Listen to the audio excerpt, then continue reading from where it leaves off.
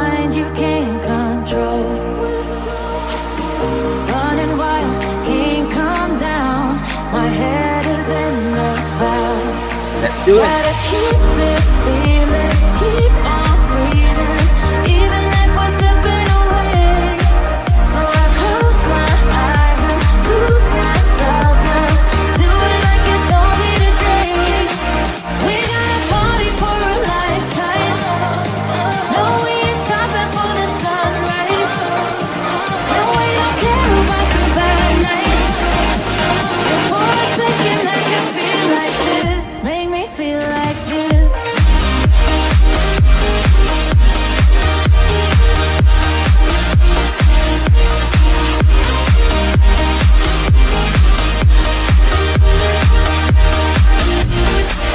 We got a party for a lifetime. No, we ain't stopping for the sunrise. No, we don't care about the bad nights. And for a second I can feel like this. Make me feel like this.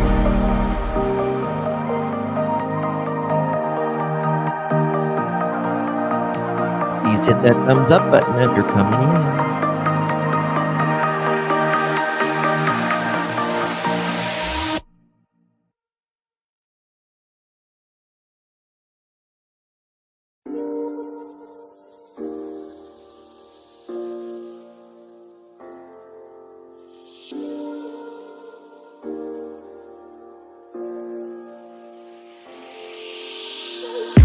I'm on my last straw.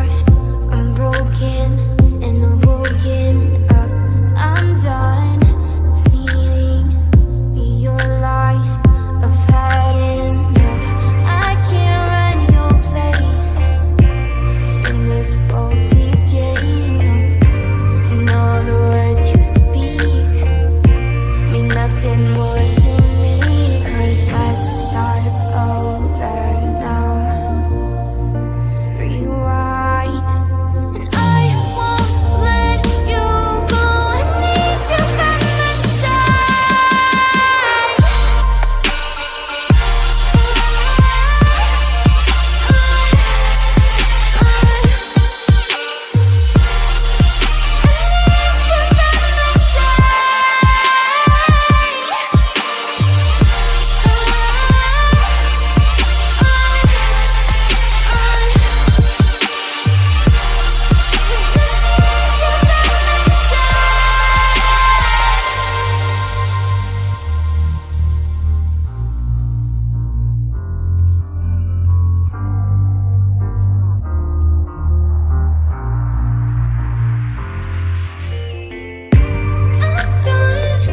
I'm gone, don't run from the truth. You're lost, now I know you played me just like I do. I still can't believe you had me on a leash, cutting all my teeth with all the lies you bring. 'Cause let's start over now. Rewind, and I won't let you go. I need you by my side.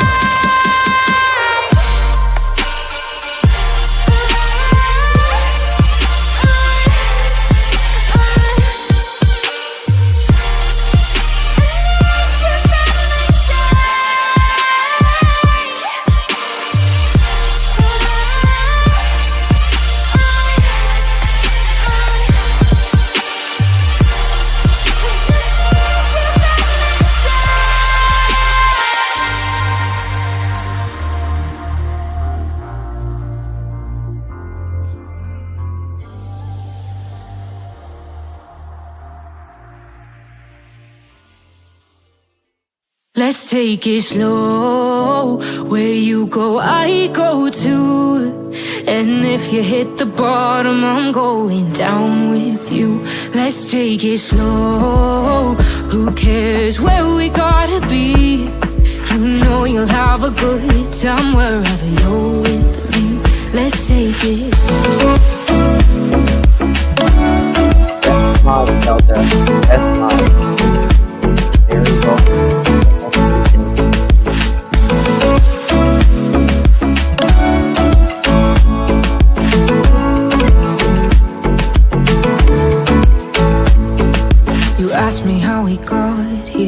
'cause you don't know how. You say we're taking on water, yeah, we're sinking now. You're looking all concerned, like we're gonna drown. But we both know how to swim, no worries, let's go for now. Let's take it slow, where you go, I go too. And if you hit the bottom, I'm going down with you. Let's take it slow, who cares where we gotta be? You know you'll have a good time wherever you're with me. Let's take it.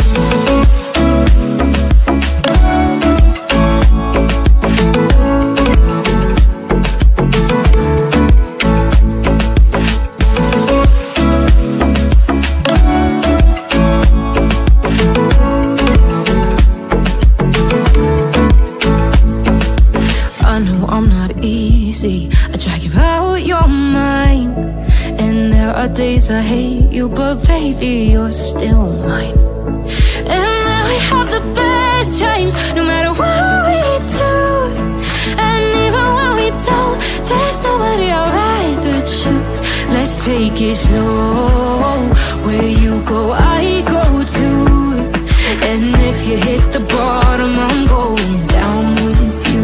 Let's take it.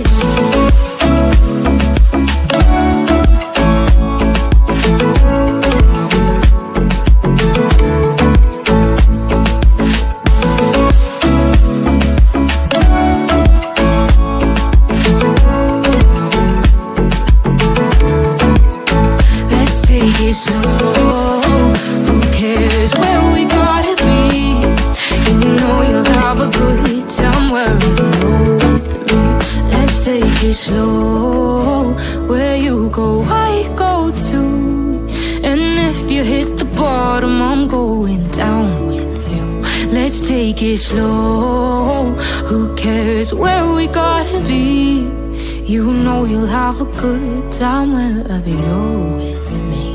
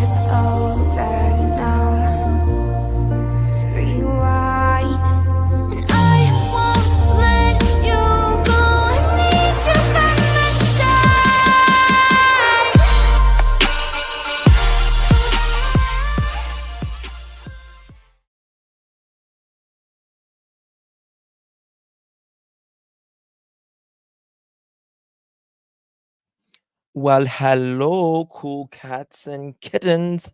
How's everyone doing? Hope you are well wherever you are.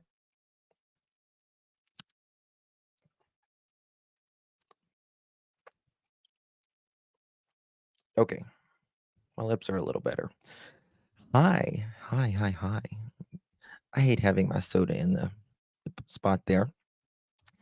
How's everybody doing? It's good to see you. Kayla, thank you so much, my love, for first month. Thank you.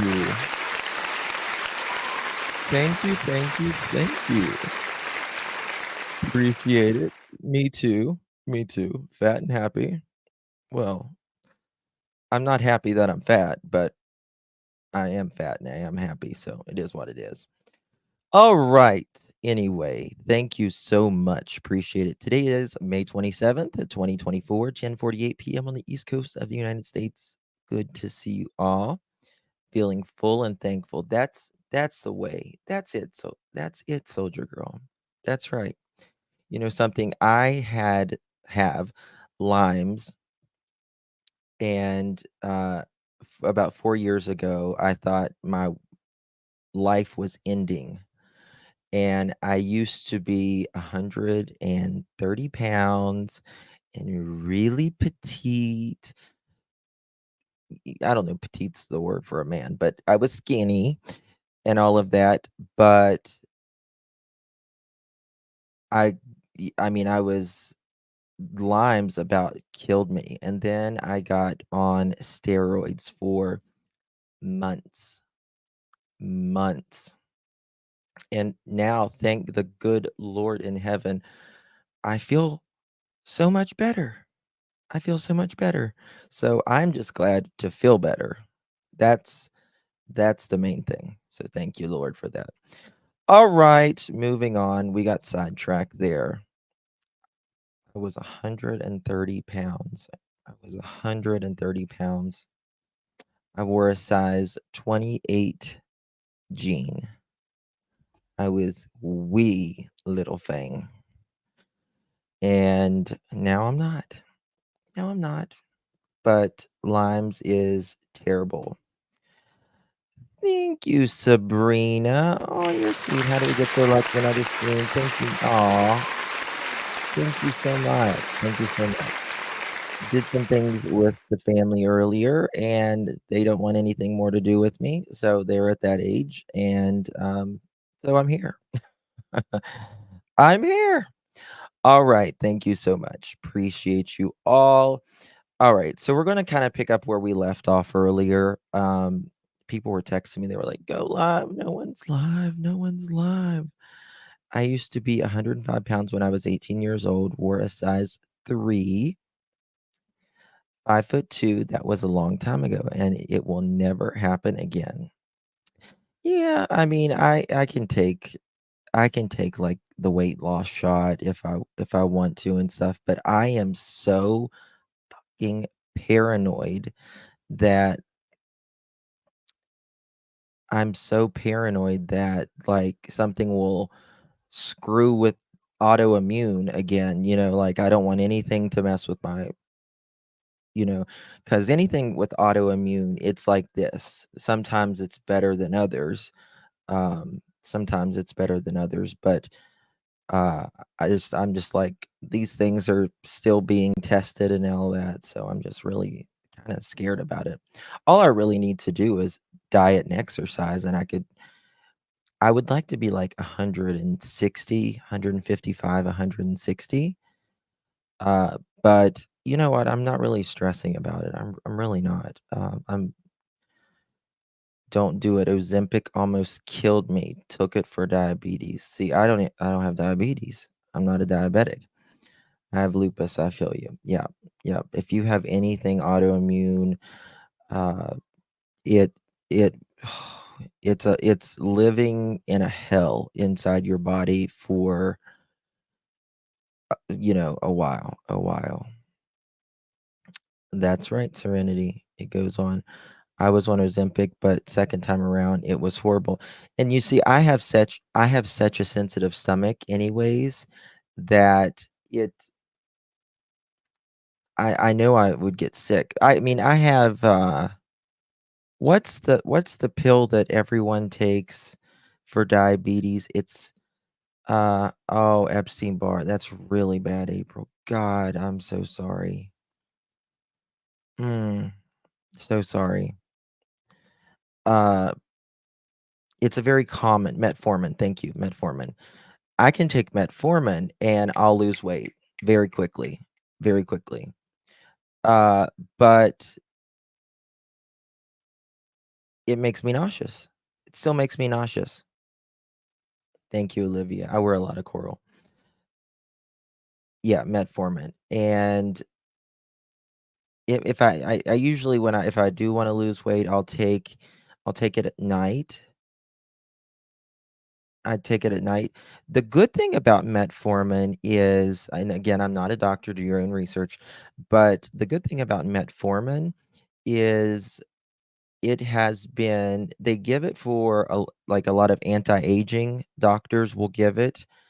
Um, it's off the market there, really, because it has been known to help decrease some types of cancers and other diseases and stuff. So that's one good thing about taking metformin. But, in my family, in either side of my family, I don't think there's one diabetic. I don't think there's one diabetic at all. Not that I can think of. So, I've eaten with it, everything. I just have I had surgery on my stomach, I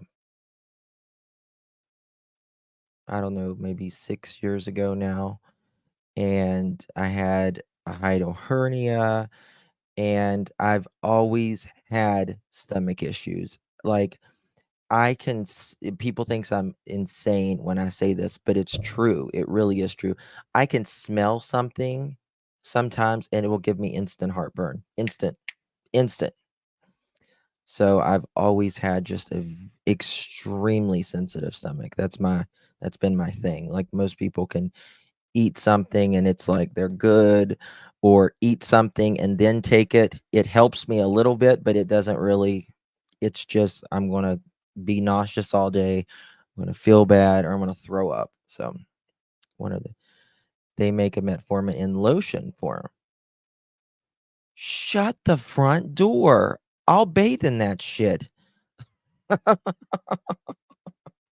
Really?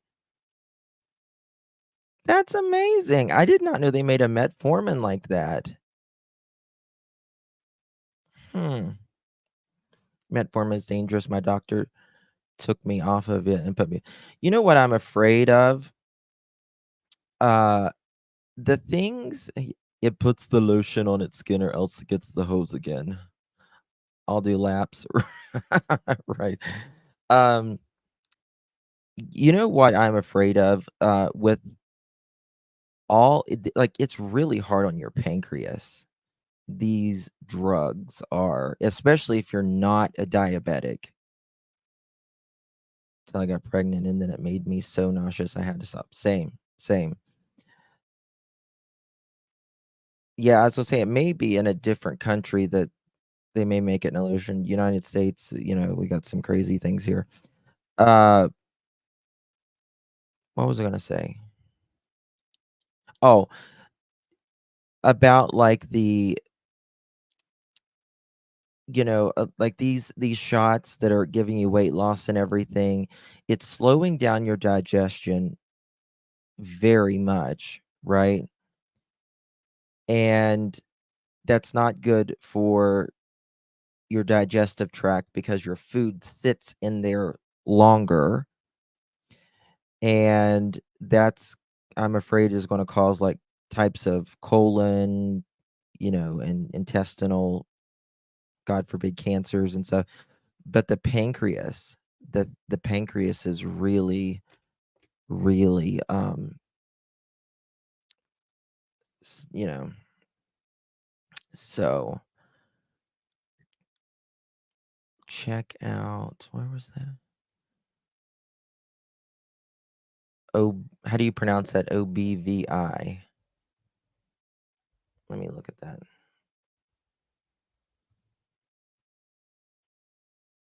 Oh, okay, it's like, the obvious choice for health and beauty. Okay, I'll look at it. I'll look at it. Very interesting. Nurse Sandy, are you serious? I'm so sorry. I'm so sorry, honey. That's that's tough. That's tough. Yeah, yeah, yeah. I'm praying for you, honey. I'm so sorry. You get what from Walmart, Benson? Hold on, I need to fix my air. One sec.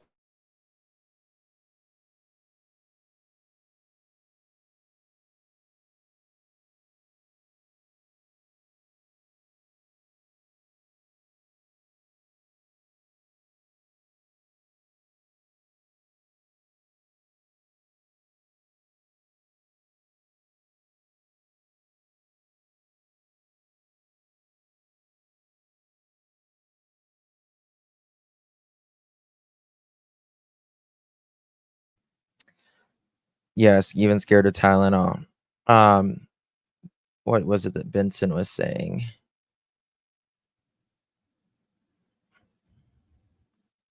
Hopefully you'll get something. Okay. Do you like it? Do you like it? Good? Is it good? Yeah. And people take ibuprofen and Tylenol and stuff like it's candy. And guys, it is so hard on your kidneys and your liver and stuff like that. I have shingles on the brain lining. Really, Valentine? Yeah, a lot of they're doing a lot of thank you, Beth. They're doing a lot of research on viruses now because there's viruses that they're thinking can even you can be predisposed. Is that what the word is? Like maybe that's not the word, to cancers and other things later on.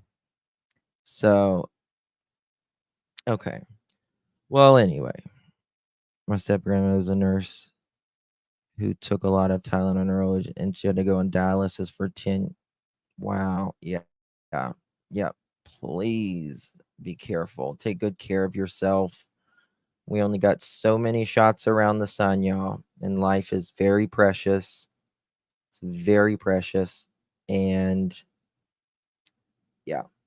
So, we're going to continue where we left off, and that is from the interview room with Chris McDonough. And of course, Steve, is it Johnson? I can't remember right now. That's the one of the worst things for me. Yeah, Steve Johnson, that my limes did. Like, I don't I don't remember anymore. Yeah, Robin, I screen recorded Tony on TikTok, so we're going to cover some of that tomorrow. But a lot of people thinks like, I can't get out my words a lot of times. I can't get them out. I see them, I can't get them. Since limes. So my daughter had cancer as a child, only has one kidney, and she's doing it and goes in tomorrow to see if she has leukemia. Canadian grandma. Um, nope, she doesn't. We're not going to allow that. Nope. We good vibes and prayers. No, she is good. She's good. We're going to claim it. Nope, she doesn't. Nope, we're not going to accept that. She is good. We're not going to accept that. Nope. Okay. So, did you see they pulled some Fiji water? Something in it causes brain damage. Well, that's, I mean, like, before the BPH, the BPH in plastic bottles, plastic cups, plastic dinnerware, anything plastic, which everything is plastic nowadays, right?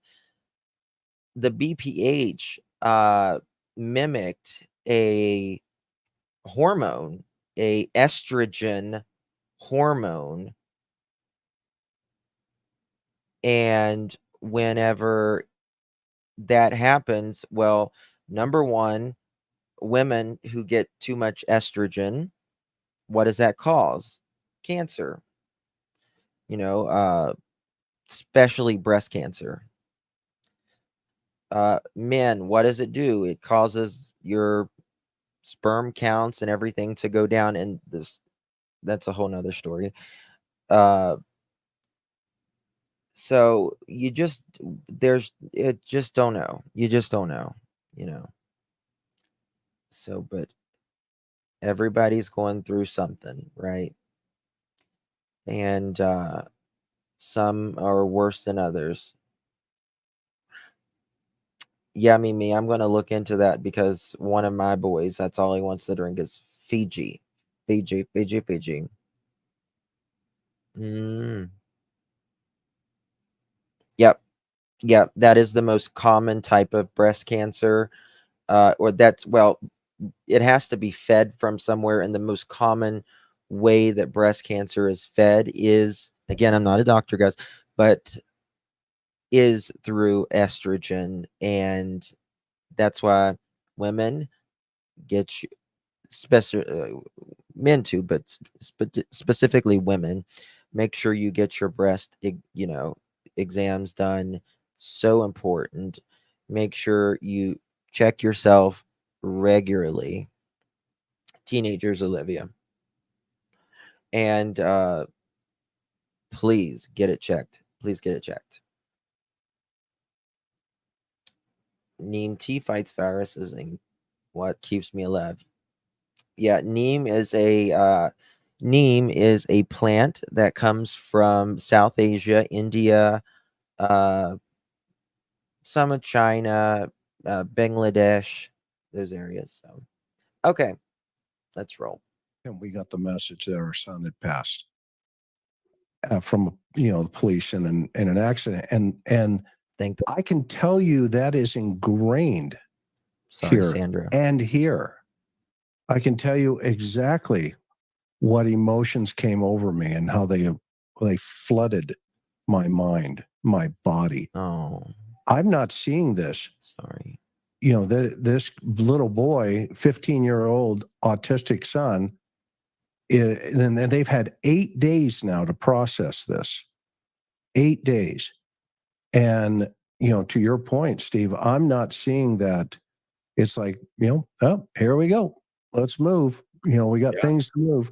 And he's a former military guy. He's a former Navy guy. So for him, maybe it's like, saddle up, let's move. We got things to do. Could be.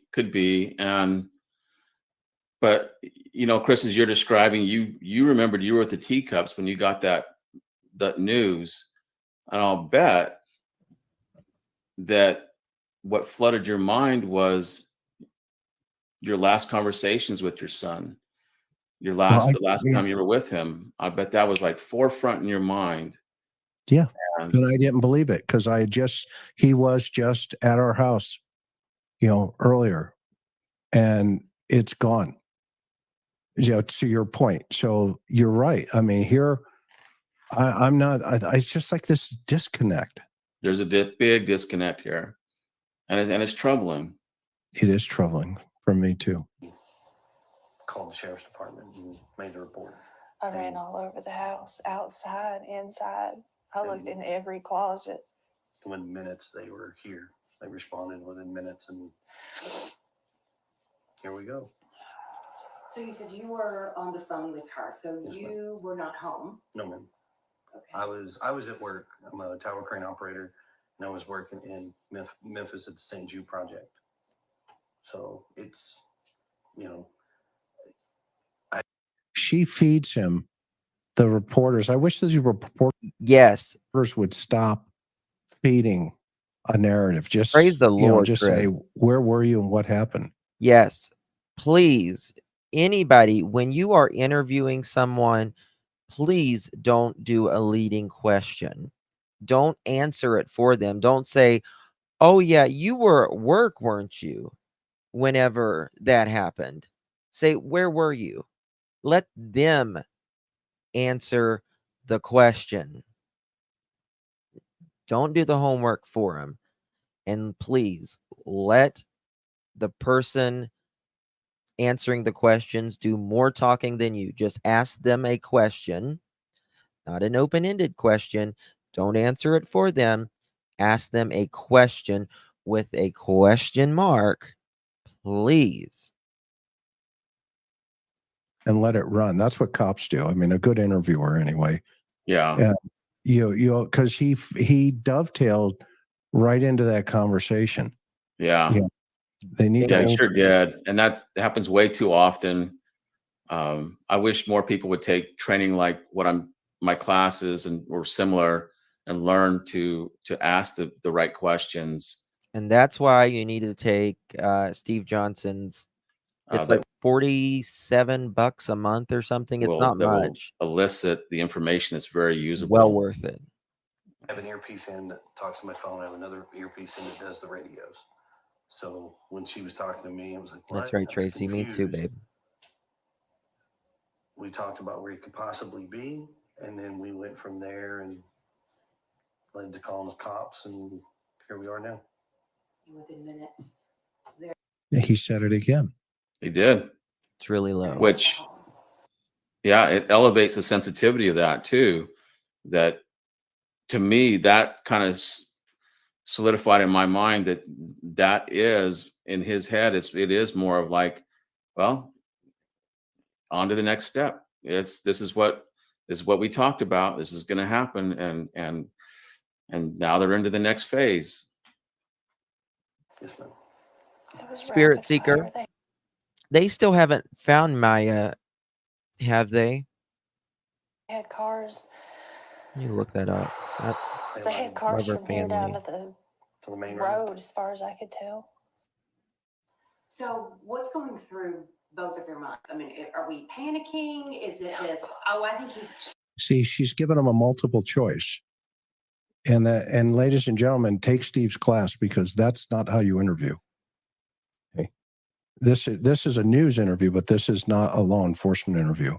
So I would be real curious what they told law enforcement Thank you, Chloe. 8 days earlier. I guarantee you they're not going to line up. Excuse me, I got the hiccups now. Yeah, Maya Miliete, bless her sister. She has searched and searched, and the family has searched for, thank you, Chi. She's still missing, and Larry is in jail. Yeah, I knew he was in jail, but I wasn't sure.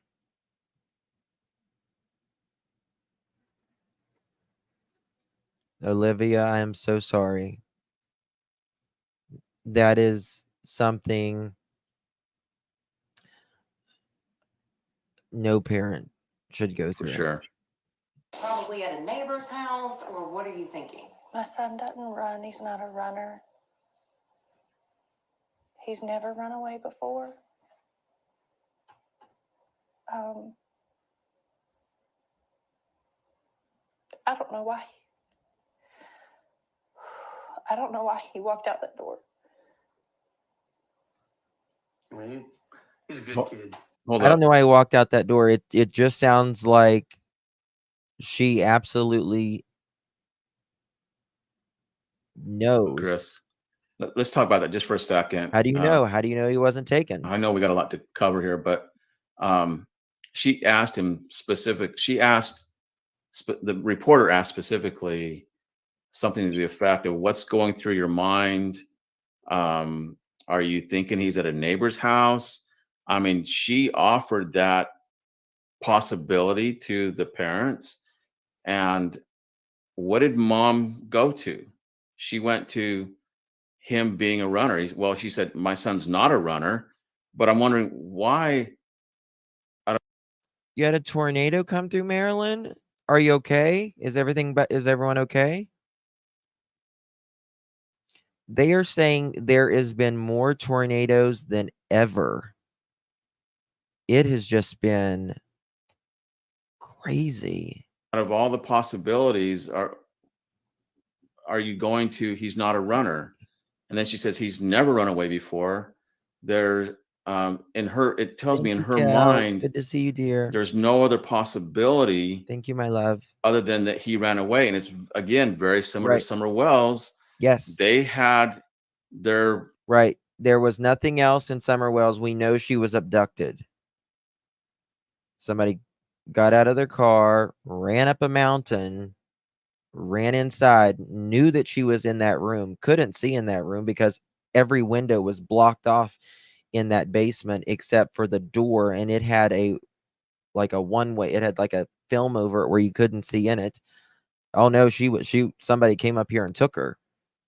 And same way with here. I don't know why he walked out that door. Well, how do you know he walked out the door? How do you know he wasn't abducted? Their narrative, they had this, they already, and Summer Wells' parents knew what happened, that somebody came up on their property and took her.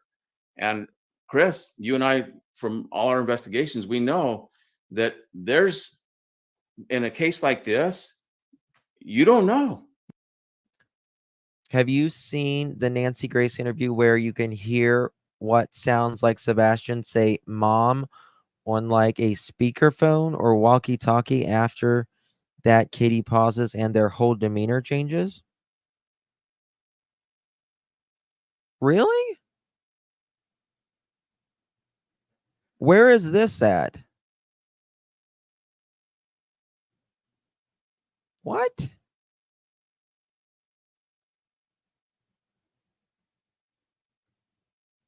That's what I'm screaming. Can somebody like text that to me or email it? Okay.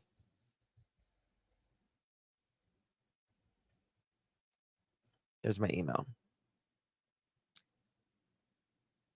Not heard that.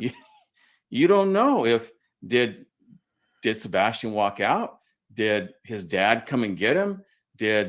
Was he lured out by someone else? Did possibly did he get internet access that we didn't know about? Did he, a friend?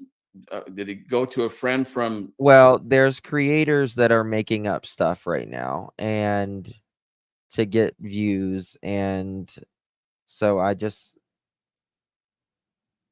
want to make sure that it's legit. Like I want to compare it with like, if it's the original, it's the original.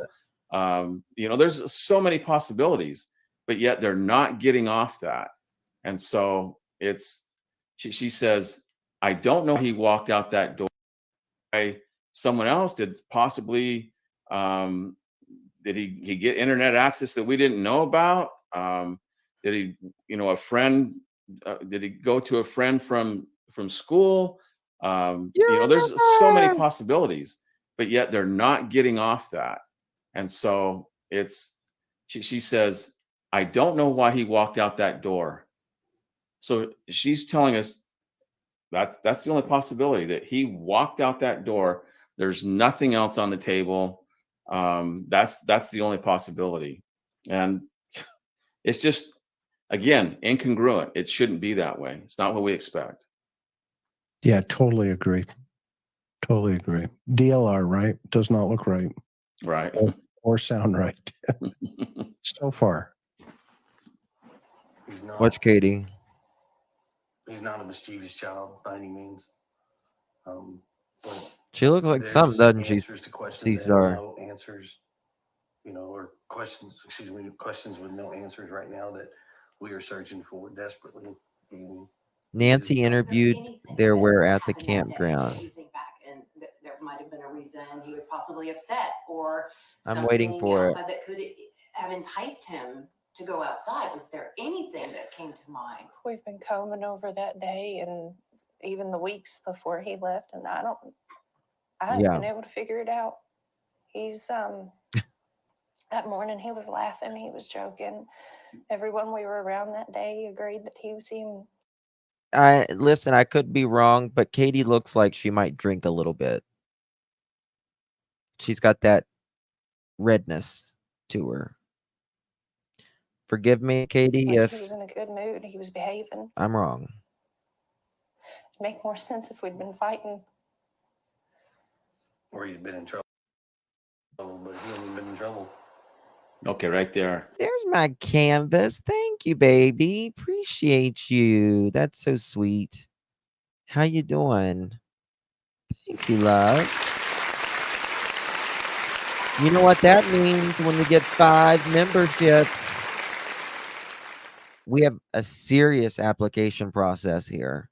We really do. So here we go. This is a Brooklyn-bound 2 express train. The next stop is Fulton Street. Stand clear of the closing doors, please.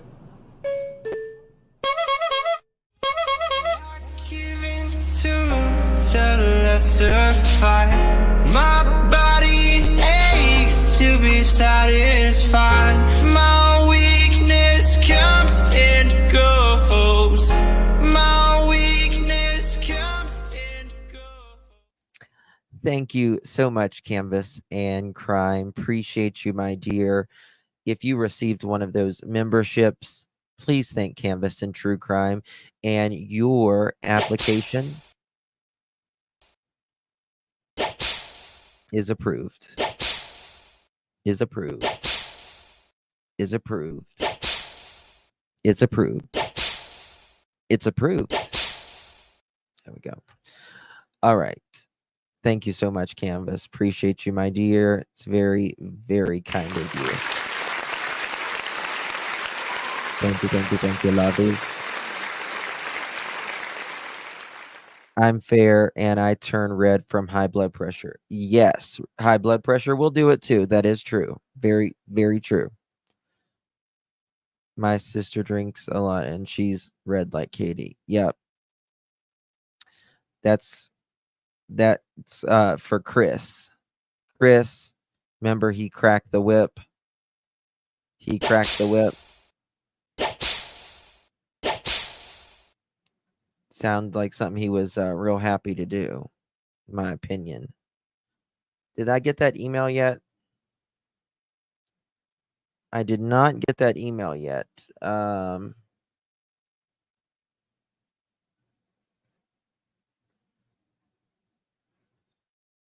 Okay. Thank you so much. Okay, here it is.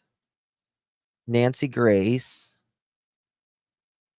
Credit goes to Nancy the Grace. And it's supposed to be at time mark 56:52. And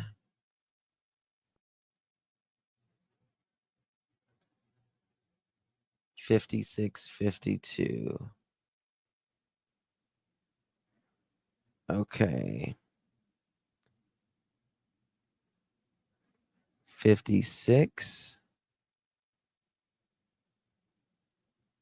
Biological 52. mother, Ms. Proudfoot, what questions were you asked during your polygraph? I was asked if I knew where my son was. I was asked if I hurt him. I was asked if I had hurt someone, among a few other questions. And Mr. Proudfoot, you have volunteered to take a poly? Yes, ma'am. If I were to set up a poly for you, would you take it? Name the place and time, ma'am. I'll be there. And you're headed back to Memphis right now. Are you in your RV right now? I am in my RV.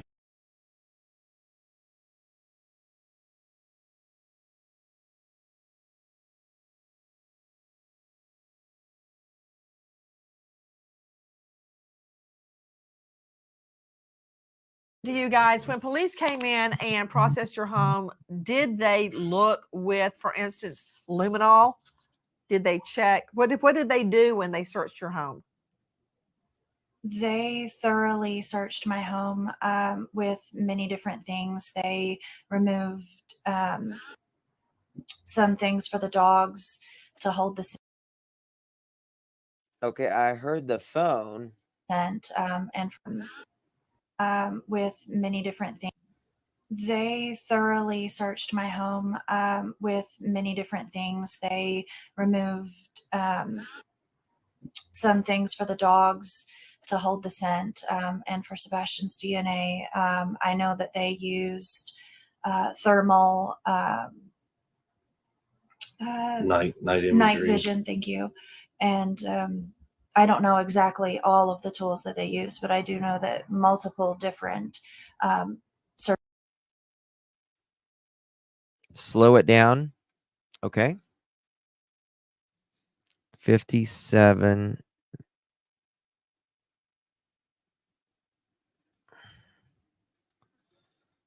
Let's slow it down.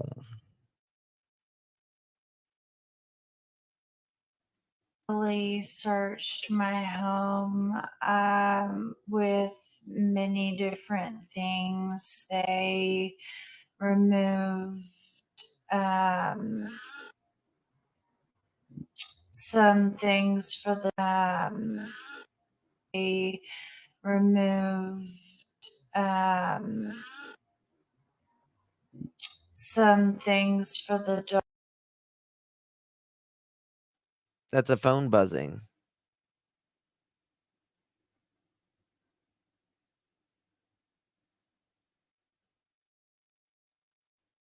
It's phone vibrating.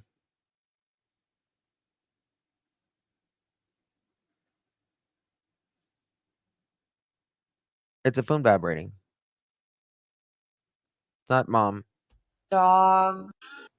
They removed No, it's phone vibrating.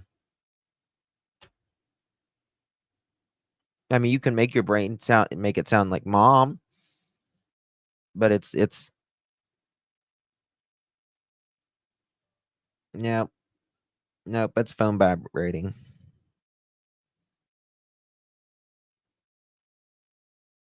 Yep. It's electronics. Yeah. It's bzz, bzz, bzz. Mm-mm. No. Yeah, it's not. I'm telling you. Listen to it like this. Let's really slow it down. Let's see what this does. Because remove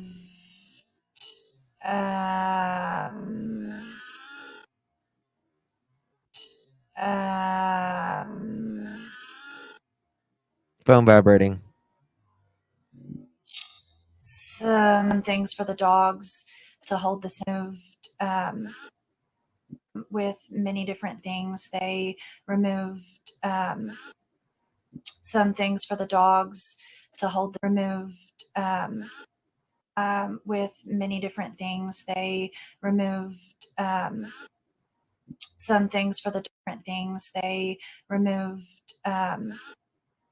some many different things. They removed Nope. Nope. Not human. It's not human. Thank you, Nana. It's a vibrating. It's a vibrating.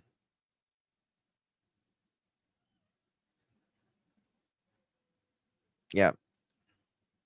Trust me. I would, nail their fins to the floor if I thought it was something. I really would, but it's not. I watched their facial expression when they heard the sound. Yeah. Oh my God. You are so good. Thank you so much, Benson. Treats for my sweets. Oh, thank you, beautiful. You. You're just so kind. Thank you, lovies. Appreciate you so much. No, it'll be breaking news. Tragedy pimp Justin for all. Pearly boy, lipstick boy says it's a ghost. Sorry. So, interesting that mom says he was in a good mood. He was behaving. Again, a subtle reference to the times that he's not behaving. And I get it. He's a 15-year-old boy and autistic, and I'm sure it's a handful. But when they're missing, it's very common for the negative things to not be at the forefront. They take a back seat to all the good things about the child. And so here she brought it to the forefront, but she said something to the effect of, I don't remember the exact words, but Even all the people, Thank you, all Amy. that we know or whatever, Let's agreed go that back. he was in a good mood. Let's go back for a second, and I'll replay it for you, Okay. so we can all hear it one more time. Is that okay? Yeah. Before he left, and I hadn't been able to figure it out. He's that morning he was laughing, he was joking. Everyone we were around that day agreed that he seemed like he was in a good mood. He was behaving. I wish his volume worked a little better. Make more sense if we'd been fighting. Or he'd been in trouble, but he hadn't been in trouble. It's like, well, I ain't even been in trouble. You'll notice a lot of things related to Chris and Katie is he wasn't even in trouble, right? He was being good. He was this, he was that. That morning, that bothered me.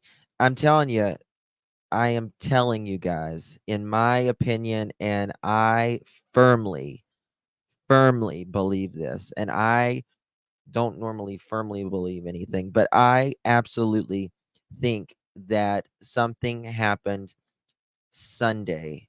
I don't think it happened after midnight. I don't think it happened after midnight at all, in my opinion. Because she makes it sound like we woke up that morning. Fun fact, I made breakfast. We had a good day. Everything was good. We came home and this. And then it's like, nope. I'm sticking with Sunday, guys.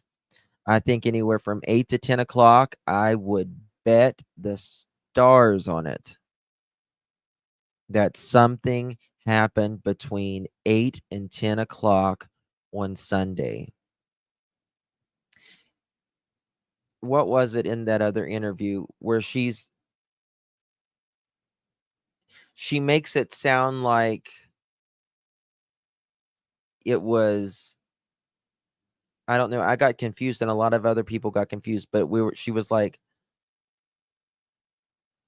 maybe it was the breakfast comment, but it absolutely, something happened Sunday, in my opinion. 1000% in my opinion.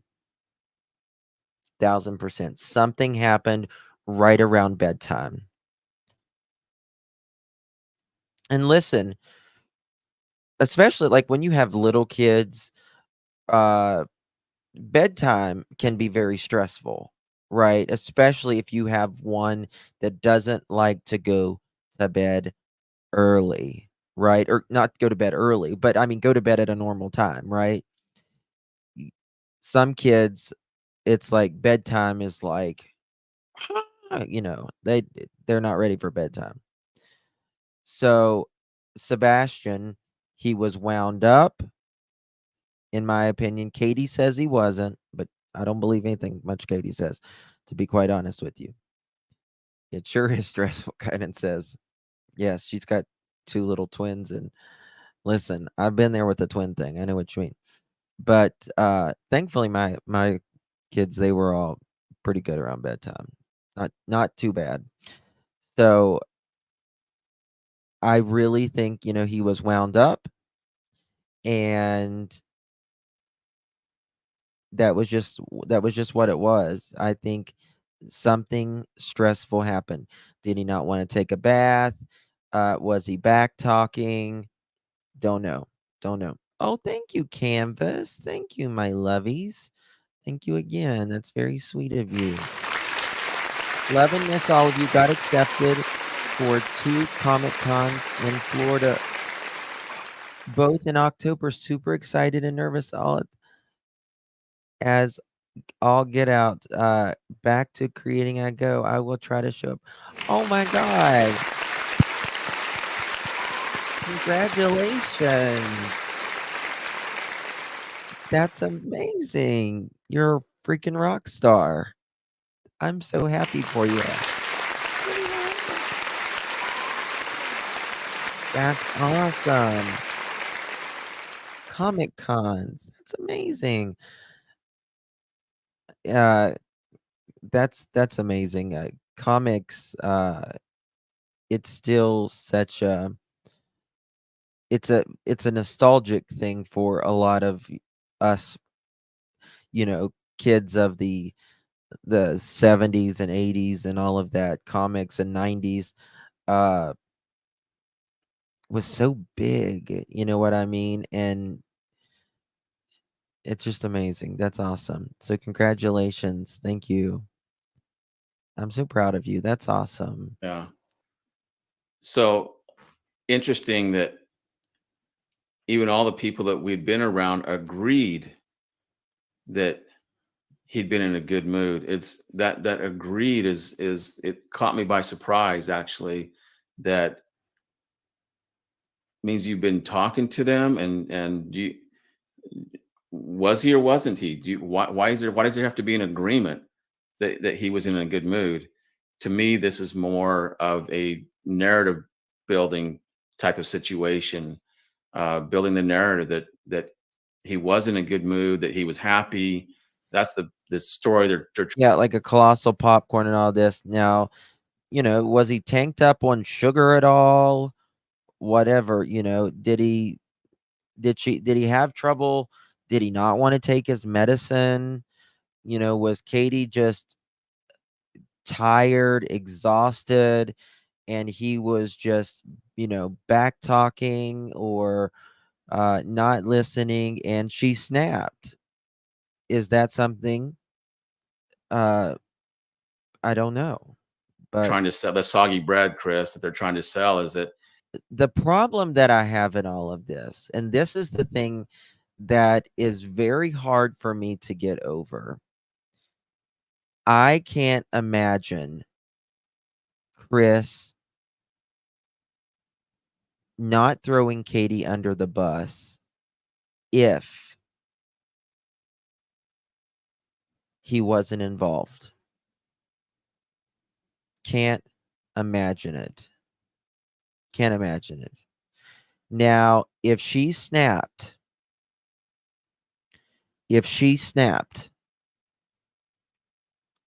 and she called Chris and said, "Chris, honey,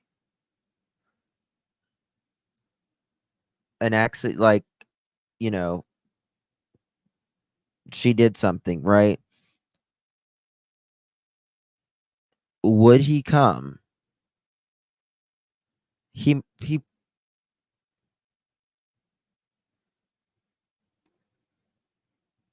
he might. He might in that situation.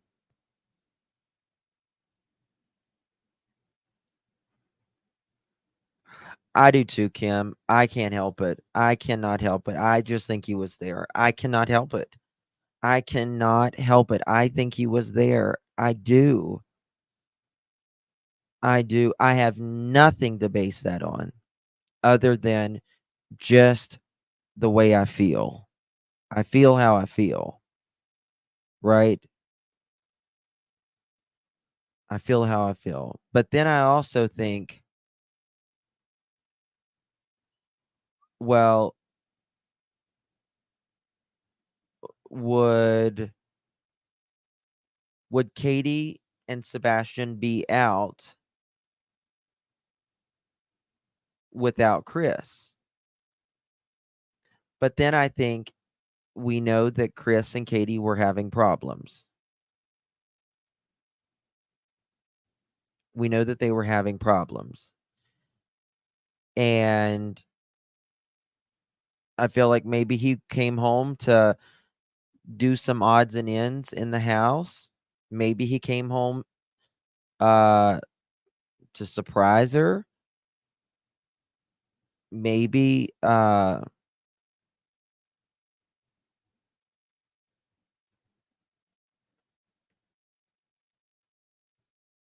he came home and they were trying to work things out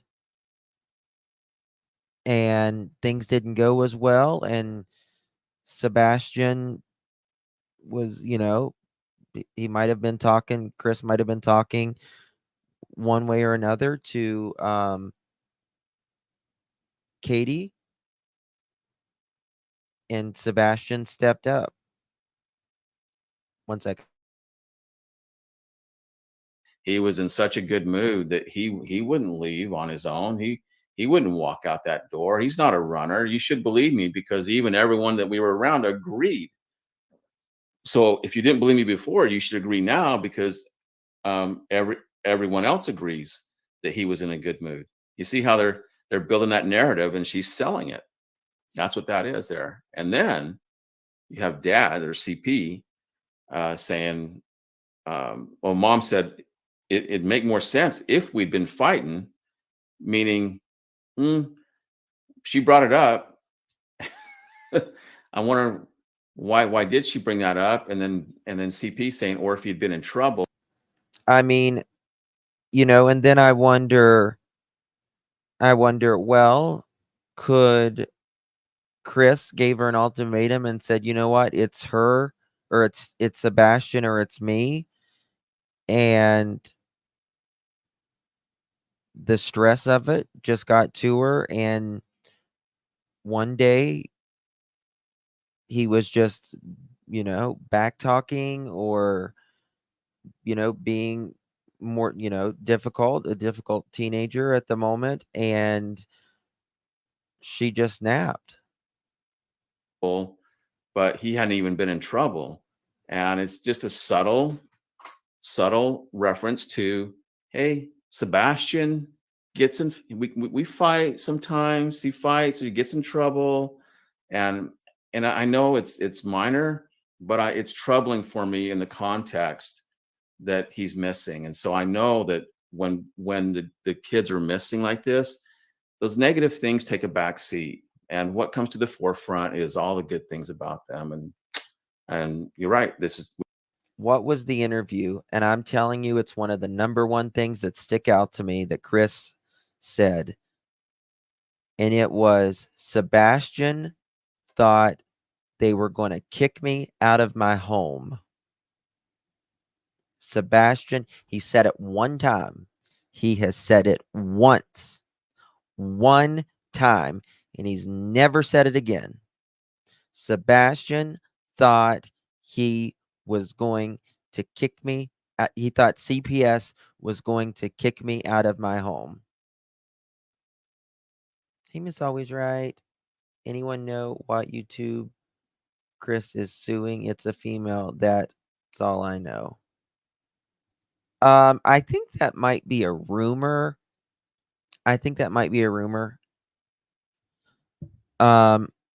So allegedly, there was an account that came in Bullhorn Betty's, and Bullhorn Betty, she's Looney Tune anyways. Yeah. She goes too far. She just goes too far.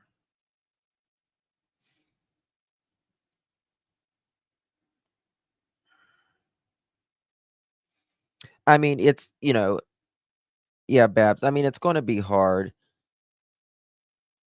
It's going to be hard to,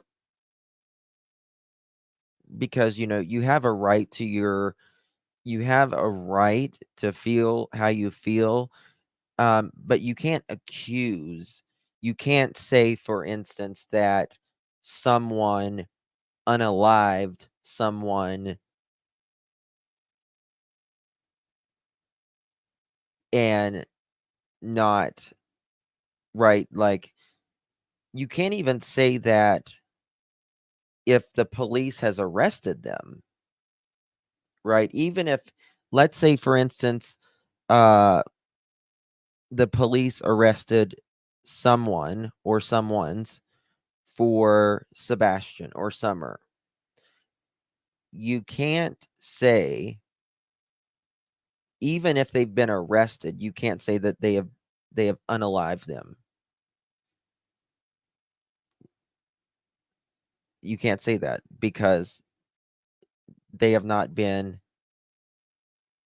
tried in the courts. Yes. Yep. Not until, yes. Yeah. Now you can say they, allegedly or being accused of this. Yes. And an arrest does not equal guilt. It absolutely doesn't. No. No. Does anybody know what happened to Chris and Nina's court date? Yes, I do.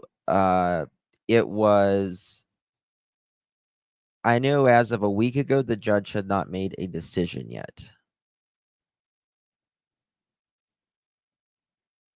So that's why it's very important as creators and as subscribers that we put in my opinion or allegedly. That way, not only because of that, but because also someone doesn't run with it and says, well, I seen this in, Justin's chat or Pascal's chat or whoever's chat.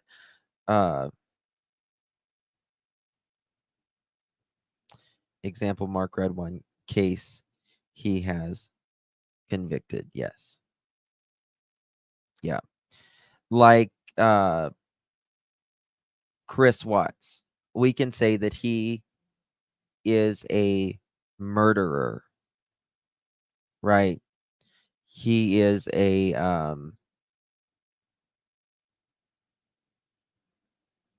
family annihilator. He has been convicted, charged and convicted in that. Yes. Yes, it's very important. So, I don't know. I think specifically for BHB that this case has really gotten to her. She's lost her marbles, in my opinion. She just has. She's just lost her marbles. He committed filicide. He's a family annihilator. Yeah. So Like you said, it's a disconnect, and it's troubling again. Disconnect. Yeah, and in their mind, they're projecting into his mind that Good. if he gets into trouble here, well, then we could understand him being gone. Good. Yeah, I agree. Because what they're doing, right? I mean, they're transferring everything into Sebastian's mind of, but then they project him as, well, he doesn't get in trouble. But if he did. So I don't know. She's right up there with Tony right now. That's the only thing I know. And listen, if y'all like Buller and Betty, no judgment, promise. But I don't know. She sent me a text about this case, and also Trevor, and she's just crazy about it. I don't Did know. get in trouble, we would understand him being gone here. Chris, now that you say that, I've been kind of getting this sense here that Sebastian may have got in trouble that night, may have not liked what was going on. There may have been some kind of argument or fight. It came out of their brain. They introduced it. And so that may have been the catalyst for Sebastian. If he walked out that door on his own, or they put him out the door, then it's a form of justification. And those that have guilty knowledge have to have more times than not, need to justify it.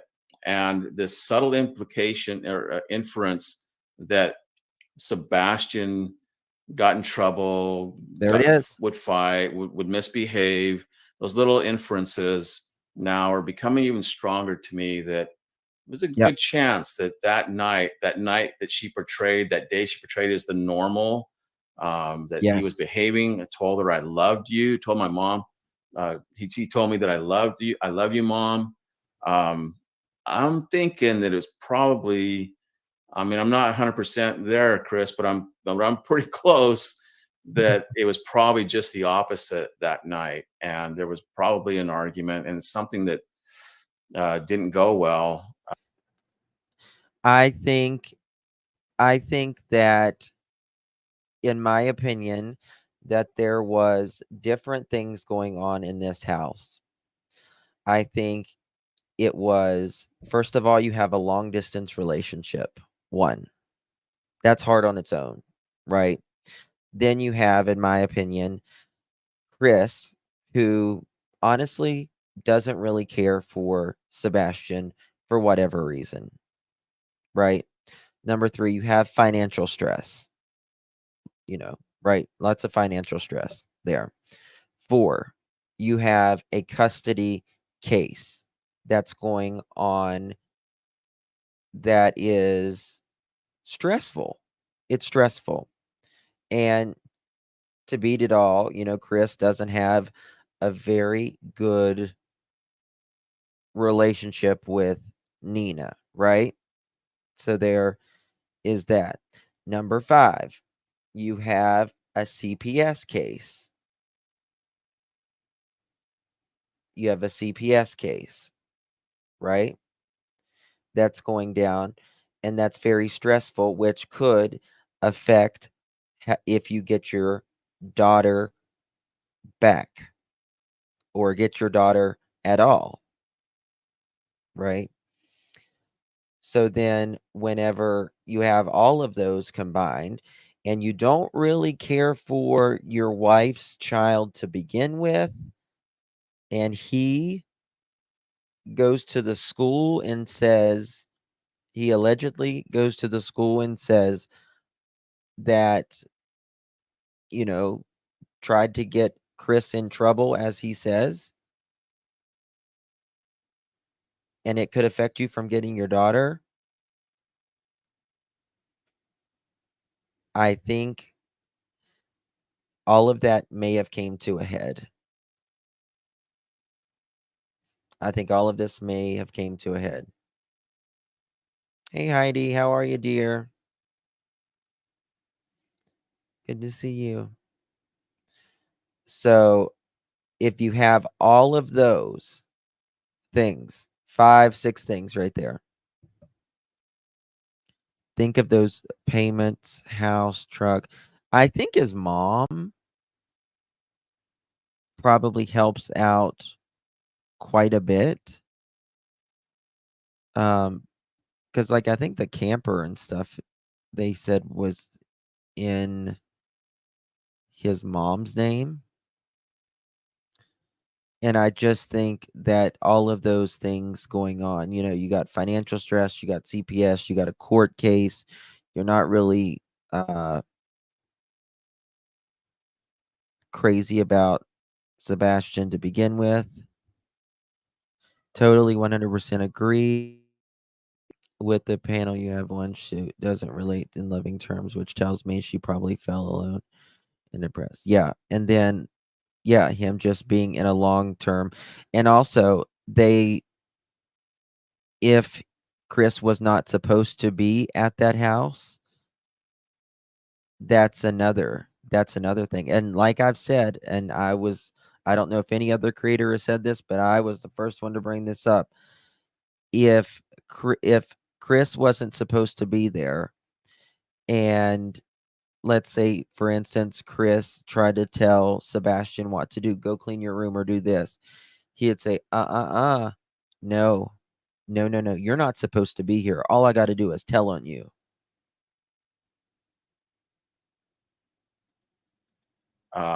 So I still don't know. Did Sebastian walk out on his own? Was he put out? And that's just one of the theories, opinions, hypotheses, and theories. Was he taken out? I don't know. I can't say that, but I'm not liking what I'm hearing here. So, the $1 million question, why did he go? And the other $1 million question is how. What about social media? Hold on. He- I'm I glad think that because I stopped it too. Go ahead.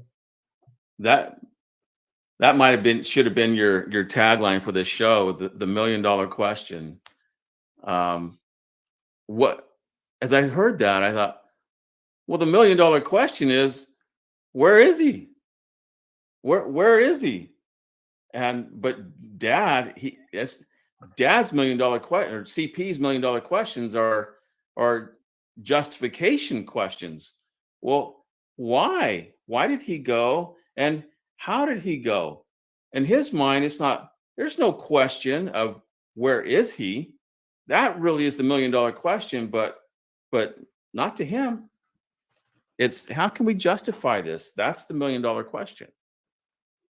Yeah, and the shrug. It's like, yeah, Yeah, done. yeah, okay. And here we are. Yeah, after the 3-minute call. Right.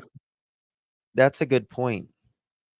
Justin, a clue is Katie saying Sebastian said, yes, ma'am, in my opinion, shows Chris was there. Gone for weeks, ma'am would go away, in my opinion. Perhaps. Here we are. Now they're 8 days into, well, that's the big question. You know, it's like I've said, in the South, we teach our kids to say, you know, ma'am and sir. Thank you, ma'am. Thank you, sir. No, sir. Yes, sir. Yes, ma'am. No, ma'am. But that is a formal way of speaking in the South. You don't say that necessarily to your mom, right? That is a formal way to say to your peers. You see, you know what I mean? I've never heard of anyone calling their mother ma'am. Like just being in the home together. Just like being in the home together, right? Just you, your mom, your dad. Pass the green beans. Thank you, ma'am. What? Do you want some water, Sebastian? No, ma'am. Okay. Yeah. Here we go. I don't like it. Yeah, same. Is there Yes. anything that Yes. It's a formal way that you use in front of peers. anyone he could have contacted? Understand he was somewhat of a gamer, or what was he? There was a video game he loved, right? Minecraft. He loves Minecraft. No, I mean, Missouri Butterfly says, I was raised to respect your elders no matter who it is. And of course you respect, but we have different relationships with our our household, right? The inners, our family, our close family. And that is it's just not normal. Just not normal. It's just not. The game that he has is not online. He has the Switch. We don't, because of how social media can be, he doesn't have accessibility to communicate with folks On the internet. I mean, we have a firm belief that we just don't feel it right now that he's capable of having that kind of responsibility. So, I mean, his phone is locked down, his computers, his gaming. He doesn't have a gamer tag. He doesn't have online capabilities with games. I mean, We've combed every electronic. I mean, we've cooperated with all the authorities as far as anything they've asked us to provide, we've provided. That's an interesting statement. I live in Texas and we teach everyone to call ma'am and sir, even the parents. Well, half of my family are from Texas and we don't do that. I mean, we just don't do that. I mean, I can't imagine. Can you pass the salt, ma'am? My mom would have been like, "What?"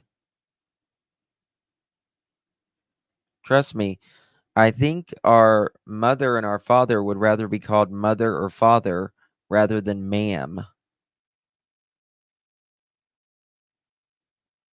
Sebastian, did you fall out of bed? No, ma'am.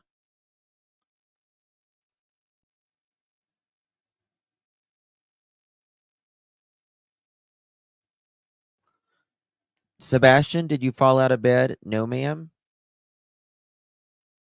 No terms of endearment in that household.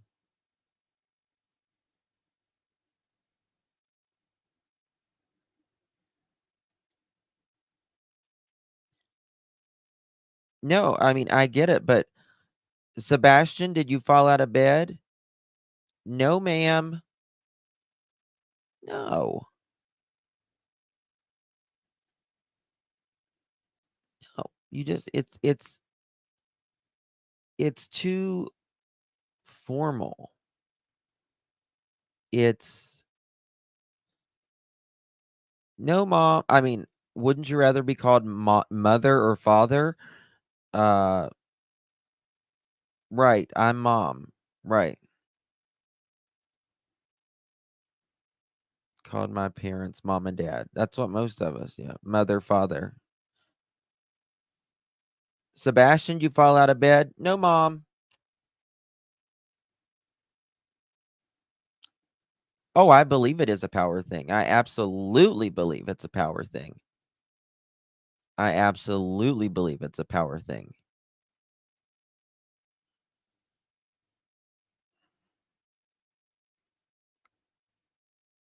I absolutely believe it's a power thing. I think Chris said, you're going to tell everyone you're going to call us Mr. Chris. Mr. Chris. There you go. Someone just said it. It's kind of like Mr. Chris. The Mr. puts a separation. It puts a separation. Right. It doesn't have that endearment to it. Right. You don't have that endearment. There's a distance between Mr. Chris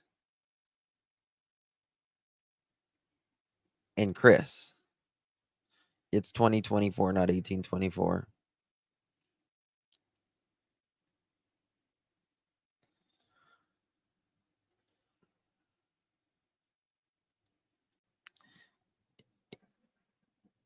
I'm an Army brat. Even other Army brats don't talk that way. My dad was a Marine first. Yeah, my family. We've cooperated with all the No affection. authorities No affection. as far as Yeah. everything they've asked. Well, okay. I was going to have you stop it there too. I'm glad you stopped.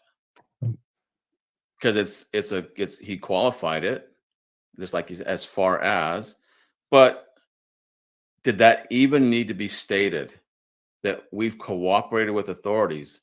This is your child. Why? We all assume that you're cooperating. Only 10 people went. Oh my God. What is the world coming to, Spirit Seeker? We need more thumbs up. And for the haters, pretend it's the middle finger. Come on, do it. You know you want to.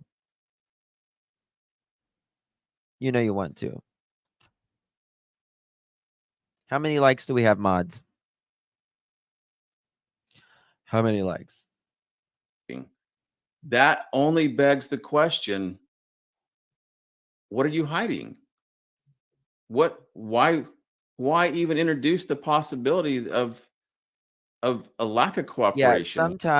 sometimes you have to refresh to see the actual number of likes. It'll pause whenever you started. 527. Come on, y'all. Come on.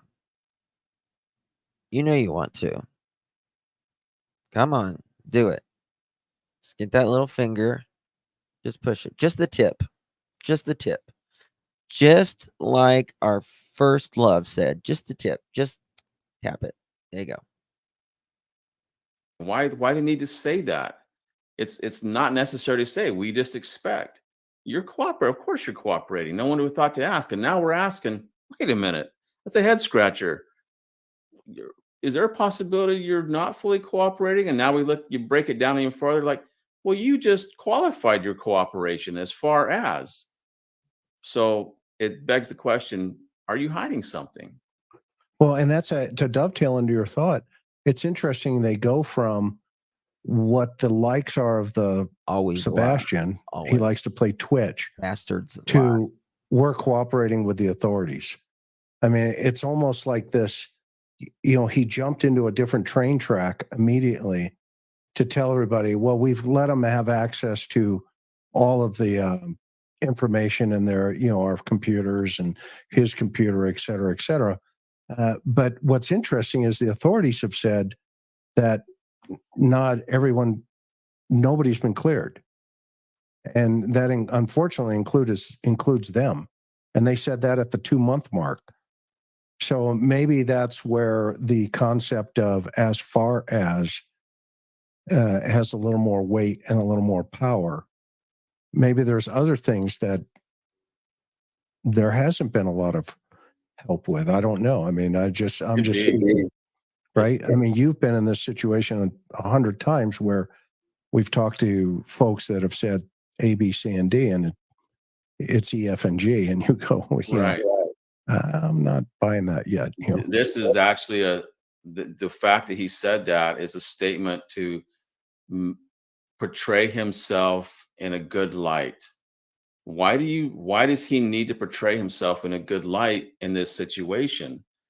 Again, that is unexpected, and it's something that we often see in situations where we hear that from people that have some guilty knowledge in the situation. He shouldn't be having to portray himself in a good light. Mom shouldn't have to be portraying herself as a good mom.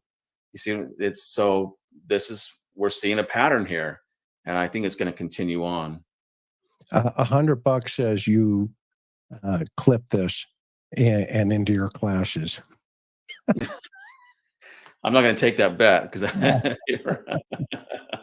All right, hang on. Here we go. And still just don't have any answers. Did he have any friends that could have possibly contacted him in some way on his phone? All his friends at school have been questioned to my knowledge, and none of them knew anything. So this big question mark. He's vanished. Yes, ma'am. And no one can figure out where or why. All right. So let's talk too about the relationship involved, because the biological father is very much involved in Sebastian's life as well. Yes, ma'am. He Very is. much. Right. And how would you describe that relationship, the two of them and the four of you? It's relatively good. I mean, we talk regularly. He talks to his son on a regular basis, sees him on a regular basis. He's involved in school and therapy. And I mean, he didn't have any extracurricular activities, but I can tell you now, if he did, his dad would be in the front row. Get ready for the elbow. I told Chris this last night. I sent him a super chat and told him he didn't back up, though. I wish he would have backed up and played that, but I knew they had to get on with the show but Katie clearly elbows him. Different households, and the communication between the three of us is great. I mean, yes, we're just like every parent. We all have our disagreements, but in the end, we come together as a team and we work and we come up with solutions that as we best see fit. I mean, I'm almost in contact with him almost daily. Almost. Is he talking about biological dad or Yeah. Sebastian, the He's biological talking dad? about the father. Yeah. Which is an interesting description there, because he's letting her talk, which is good, right? Mhm. Because Yeah. her ex. I know that.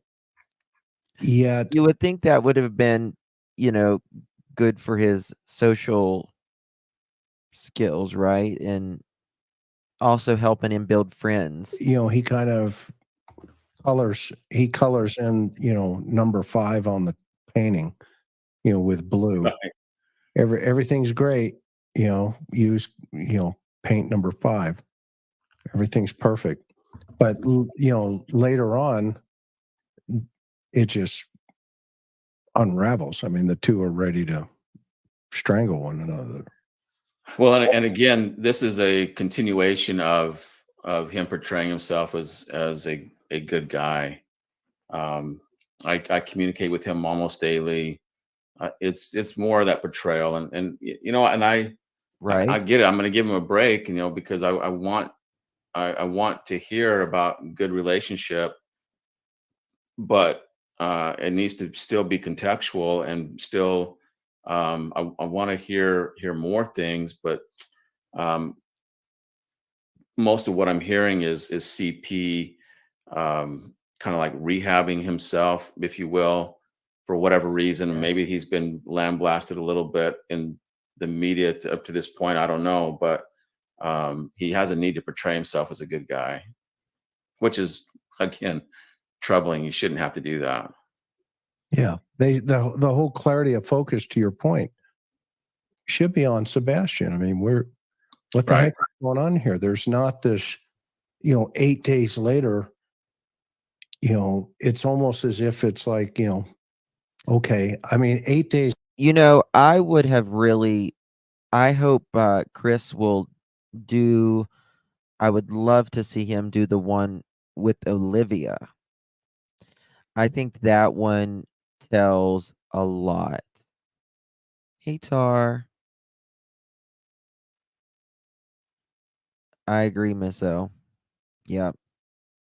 Bingo. Days later, and and I've in our situation, and I only speak from personal experience of, I can't believe this. This can't be happening. Right. It's like this fog Yeah. of life, and here it's like, yeah, all of his friends have been interviewed, nothing. We turned over, blah blah blah. I don't know. I love the soggy bread. I'm not buying any soggy bread right now. All right. I think we have a soggy bread emoji too, everybody. Yep. Yep. A fatal paper cut says, I get vibes that Katie and Seth have little to no contact since divorce, and Chris was sort of the intermediary. I agree with that. I think thank you, Tar. I think that Chris is the one that probably did all the talking, but I think that might have been for for different reasons as well. One, I think that Chris is a control freak, in my opinion, and he wanted to be in the know about what was going on constantly between the two. And I think that it also may have been sort of I don't want to say a respect thing, but you sometimes go to the male, and you don't talk so much to your ex-wife, but you have a kid together, so you really need to communicate like that. But I think there could have, Chris may have been a little bit jealous, perhaps even, don't speak to your ex-wife. Buddy. Maybe, maybe not. Let's talk about Sebastian. And she keeps feeding them a narrative. Yeah. The reporter.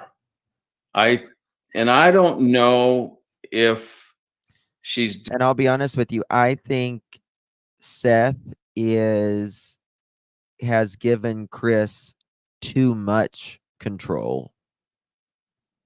And I think honestly that Seth has sort of failed in that part.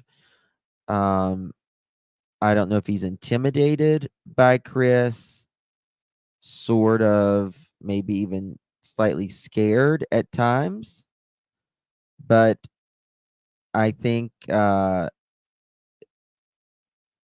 Seth gave in way too much to exactly Jazz. doing it because she's sensing that she's not getting the right information, or if she's doing it to try to save the interview. I don't know. I would love to talk to her about that, but she's definitely feeding them. I don't know. I think Katie wears some makeup, but I don't think she's the type that wears maybe a lot of makeup. I think she just might wear a little bit of makeup, And it's which is fine. so I mean, she, everyone's she's different. adding a level of contamination to their answers, but yet even with that contamination, we're still getting some great information as far as finding out what's going on inside their brain, what's up there. But yeah, in a good interviewer should not be feeding something that law enforcement should never do. I get it a little bit more when it's media and they have to keep things going, make the show, the interview a little sexy, if you will, appealing. And so she's trying to save it, I think. But I get the sense that she's not hearing what she wants to hear from parents of an autistic child that's missing. So Ava says that she lives in the neighborhood. I don't have a confirmation on that, but I believe you, Ava, if that's what you say. That would be also That's right. Interesting. Can't cover up an ugly heart, soldier girl. No ma'am, no ham, no turkey. Nope. But here's the good news: is they were interviewed by the police long before the reporter Really was. So hopefully they're taking notes. Yeah, for sure. About Sebastian, how would you describe him? Sweet, stubborn. No, see, I think Shelly says, could Chris have something holding over Seth's head from the past? Something that hasn't come out yet that he's holding over him gives Chris Proudfoot leverage. I don't think so. I think that Chris is the domineering one out of Chris and Seth. And I think Seth came here because of his son. That's the reason he moved here, was because of his son. And Chris has resources, right? His family has money. This is where he's from. He knows everyone around there, within reason. And Chris got Seth the job, right? So I kind of feel like, oh yeah, I'll get you a job, no problem. I've got sources, I've got connections, and then he is slightly over Seth, the alpha. Yes, the alpha Mohawk, exactly. Thank you, Jen. Appreciate you being here. Yeah, paper cut. Yeah. Yeah. He's an outsider. He's not from the area. Seth doesn't he doesn't come from money or power, right? So he's coming in from out of a different state, different he's struggling, I guess, to find a job when he got here. Chris helped him with that, and trust me, Chris let everyone know that he's the one that got him the job. You think he lied? See, I don't think he lied about that. I don't think he lied. I mean, did he? I mean, at the end of the day, Seth got himself the job, but sometimes, if you know a person, that can hire or whatever, you can say, hey, can you look at my ex-wife's husband? He just moved here. He wants to be around his son. No, no pressure if you don't hire him, but just take a look at him. So I think that's what it was.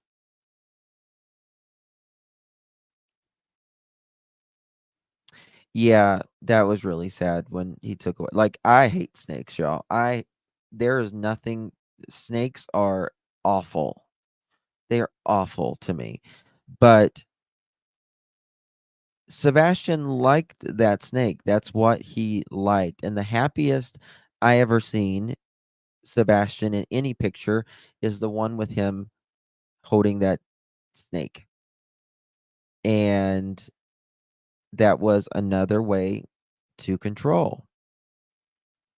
That was another way to control. Snakes are not high maintenance pets. They're not high maintenance pets at all. One of my first jobs was working at a pet store, and I worked my way up to assistant manager there. And anybody who would hold a snake, you were pretty much hired as far as I was concerned, because I'm not touching a fucking snake. I don't want to touch a snake. But I think it was control. I think it was a way, manipulation and control. He loves to help. He loves Snacks. running, and he loves to play his games and his fidgets and Uno. Lord, that's one of his favorite Really? games right now. Favorite color is green. Does he love music? Oh God, he loves music. An eclectic taste. I An mean, eclectic. I mean, from as everybody knows, Eye of the Tiger to Eddie Vedder. Oh yeah. So we got Pearl Jam on one hand, we've got Survivor on the other over here, we've got Taylor Swift, and he's got a big crush on her. I mean, country, rock, no classic. hip hop. We don't allow the hip hop. Well, he doesn't really get I say into it rap and anyways. things. You mentioned he loved running. So did he love the outdoors at all? I mean, would something outside that was somewhat outdoorsy be enticing to him or pull him outdoors? He loves, like, when we were in California and the school had this lap thing to gain money. It was a Adriana says, I think Sebastian should have acted like he hated the snake. Then Chris is the type who would have had to keep it, who would have kept it to make him miserable. You're probably right, Adriana. The problem is with that is you would think just a kid being happy is enough, right? Just a kid being happy is enough.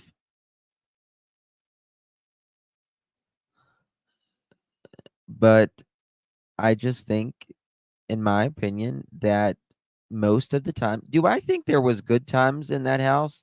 Absolutely. I think there was good times in that house. I think we would be silly to not say that there was good times in that house. But I think it gradually deteriorated, especially the older Sebastian got.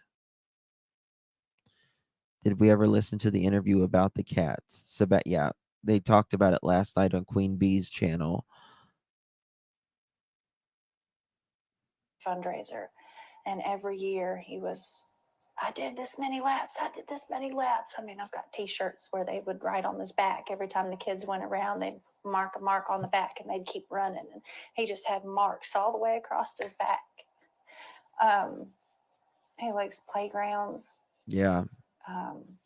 He hates being dirty. He don't like being dirty. Yeah, he's not your tomboy style child where he goes outside and plays. The restraining order was auto temporary thing. Katie's allegations document was just that. Allegations. No way it was true or they would have gotten 50-50 custody. Seth got his pews back. Seth. Yes, very good point. They were unfounded. 700 thumbs up. Thank y'all. Thank y'all so much. I really appreciate it. Thank you, mods, for staying on that. Appreciate it. Thank you, chat, for doing that. I'm sorry, but this... Yeah. Glad you said that, Justin. Every good memory. Yeah, of course. I mean, I don't think it's fair to say that there wasn't good times in a house or I don't think anyone is all bad. Right. I mean, there are people that are just pretty bad, just really, really, really bad. But I don't think Chris is all bad. But I do think that he's an extraordinarily flawed person. I don't know why anyone would whip, especially with an instrument, i.e. a belt, hit a child that has a mental or physical disability. I don't understand that. And I'll be honest with you, a step parent, I don't think you need 3 or 4 people to do the discipline, right? Usually in a family, there's the mom or the dad. One of the two is more of the disciplinarian, right? I mean, it's not to say that they both can't discipline because, but I just don't know about some other person that married into the family should, lay your hands on a child, and especially a child that, has chromosome deletions and autism. He's in the mud. He loves animals, but he's terrified of bugs. Oh yeah. Wow. Okay. I mean, Yeah. even a fly, and he's like, oh! Let's talk too, because he's Oh! fully functioning. I know you all have described him as having a form of autism. He does. But just describe that to Thank our you, viewers Rhonda. too, as far as his way of thinking of things and maybe how determined he was about certain things or his mindset. He Yes. He's got a stubborn mind. Yes. And all it takes, I mean, look at Chris. He's a strong dude, right? He's a strong dude. He is a strong dude. And all it would take is one. That's it. That's all it would take. Mindset. If he believes it's this, he gets on a one-man. I mean, little Sebastian, he was what, 120 pounds? track, and he is just Yeah. on it, and he is all about it. But I mean, he's very smart. He's I mean, not- he can play chess. He can beat adults in chess. So he loves. Katie reminds me of, forgive me, y'all. I don't mean this in a negative way, but Katie reminds me of like one of the Pentecostal women that they wear their hair very long and they don't wear any sort of makeup whatsoever, and they wear the blue jean skirt. You know what I'm talking about? In the Bible Belt, y'all know what I'm talking about.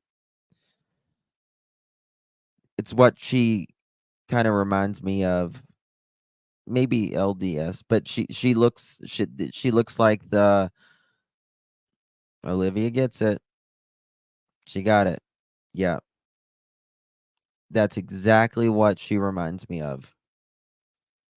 My ex-mother-in-law. Loves playing games. What about? Well, she wasn't my navigation? mother-in-law, but she was my Did he ex. have a sense of direction? Yeah. Do you think he could have possibly even hitched a ride or gotten a ride on a bus or some sort of transportation? that is a speculation that we don't have an answer for. Just The blue jean directionally, he skirt. knows he could guide you from our house to his dad's house. Yeah. He could get from like this house. I think he can make it up to Culver's ice cream. He can go to Culver's. Oh, that boy loves He a knows malt. where Culver's is because Culver's has malt. Oh, He loves malt. sounds like she gets extra malt. around though. Listen. Those blue jean skirts, unbutton quick. Don't let them fool you.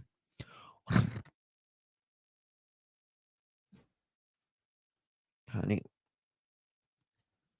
we'll seek salvation Sunday. Every time. Extra malt. Now, how far away does his dad live? Clarksville. His dad lives up by Clarksville. So he could guide someone all the way to Clarksville. Mhm. Mhm. Oh, wow. Okay. So a pretty keen sense of direction, at least with certain Don't hate the things. player, hate the Yeah. game. Familiar routes. Yes. Familiar routes. Okay. Familiar I routes. mean, if I took him another route going He this way, takes he would it. not know it. He goes up there so often that I was like, he ooh, I'm knows gonna get the one day, city and I'm route coming. to I'm his gonna come dad. He knows Pentecostal. that. His dad works with him as far as, oh, we're going With this extra way, malt. that way, and Mhm. Extra malt. keeps the same thing, and it works out. He liked the extra malt. Let's talk too, because earlier, Chris, you and I were talking, and you were saying that there are a lot of people. Yes, it is. Their denomination is the Church of Proudfoot. Church of Proudfoot. Brooks calls her a Harley hoe. Who are harassing both of you. What, if any of that, do you want to address? What do you want to say to any of these people? Just that Yes, the Church of Christopher. Christopher. Christopher. Christopher! Oh, Grace! Oh, Grace! Christopher! Christopher! Oh, Grace! Christopher! Christopher! Oh, Grace! Grace! That is the Church of Christopher. Yes, and he plays his tiny organ. He plays his tiny organ. you don't know. And I don't wish you to ever know. I would say it like this: everybody has an opinion, and it's perfectly okay to have that opinion. But you're not in this situation. You don't quite understand. I wish people would step back, take a different, wide open view, and not assume what they know. It's just better to stick to the facts. If they have questions, all they have to do is ask. And I pray genuinely that no one ever goes through this. Hey, Chris, that's I don't know, the fourth or fifth time, I think that she said, something effective. I hope or pray that nobody ever has to go through this. And um, again, we've kind of talked about this before, but it is focused Everyone's cat on ran off. herself and not Sebastian and what he's going through. Christopher's like, your cats are smart. They're like, okay, I'm not going to be the sixth kitty kitty. I promise you that. Christopher has done. I'm just not. I'm running away.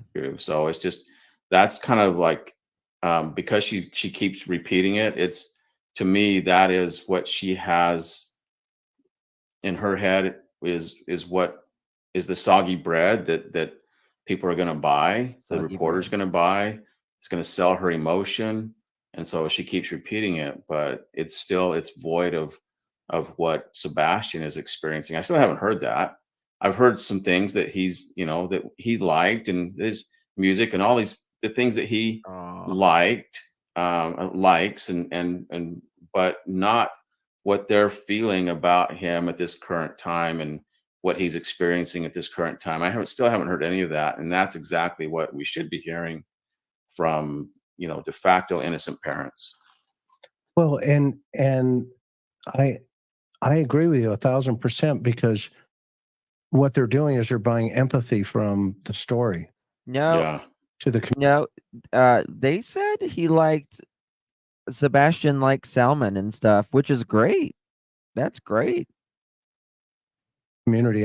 It's like, I mean, how many times have we had that guy walk in, with a buddy and say, Hank, we'll wait here. I'm going to go talk to the detectives.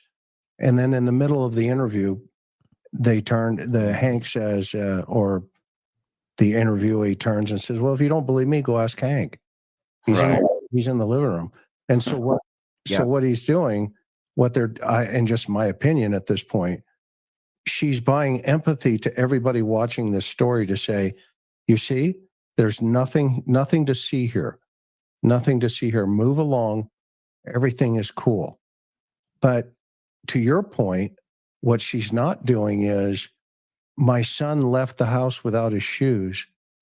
He's on the scale, the spectrum. He has autism. I'm just afraid. I'm scared Yeah. what he may. Yeah. And you know, it, people like what they like. They're going to eat what they like and all of that. Um, what I can't get over is them saying that he walked out barefoot. I mean, can you imagine the uncomfortableness of walking out, even if you're not sensitive to textures and uh temperatures, right? And stuff like that. Just us, right? Non-autistic. That would be very, very uncomfortable. Very uncomfortable. And I just don't see it. I don't see it. And how far you think you got out of a 6-mile area radius being barefoot or with socks on? Yeah, honey. Yeah.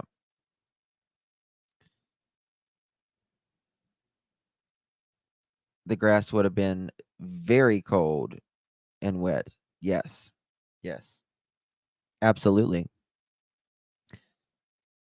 Yeah, Sebastian would have I just don't no. No. The kid's not going to walk 6 miles barefooted. You wouldn't have any feet left. You wouldn't have any feet left. I mean, even if the ground is 35 degrees or 65 degrees, the ground, or like even if the temperature is 35 degrees or 65 degrees, the ground is cold during the winter. Cold. No. Just Be no. experiencing I don't know how to deal with this, and that is the emotion that you get when it's more. I think that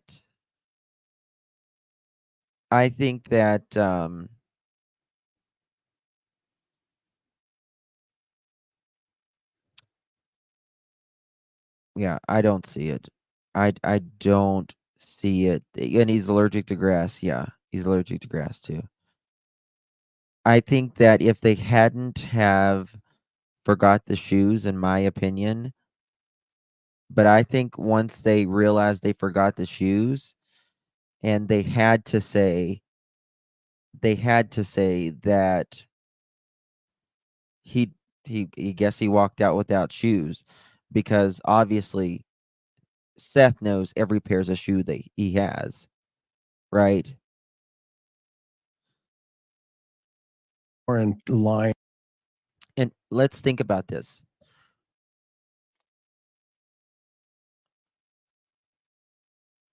He didn't have shoes. He didn't have shoes. Yeah.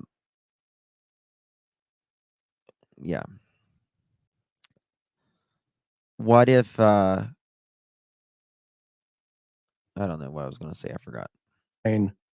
With the car on the right side of the road, and there's no line with a collision. For sure. Good way to put it. Again, and once again, very similar to what we heard in the Summer Wells case. Almost verbatim. I mean, it's kind of scary, to be honest with you. I know this is going to sound crazy, and I'm sure the trolls will take it. I'm wondering if they watch some of that. I was thinking that earlier. I was wondering that same thing. I just didn't say it, but I wondered the same thing. You would think if they watched some of that they would have learned how not to do things. But human nature is a funny thing, and that even people that, well, let's say, I'll mention this once in a while in my classes, that I'm teaching you about detecting deception and other information in the language. And even those that learn how to detect deception, they can't stop it in themselves. So even someone that's trained, they go out and commit a crime, they some kind of infraction or whatever. Hold on one second, guys. I need to pause just 1 second. 1 second. I'll be right back.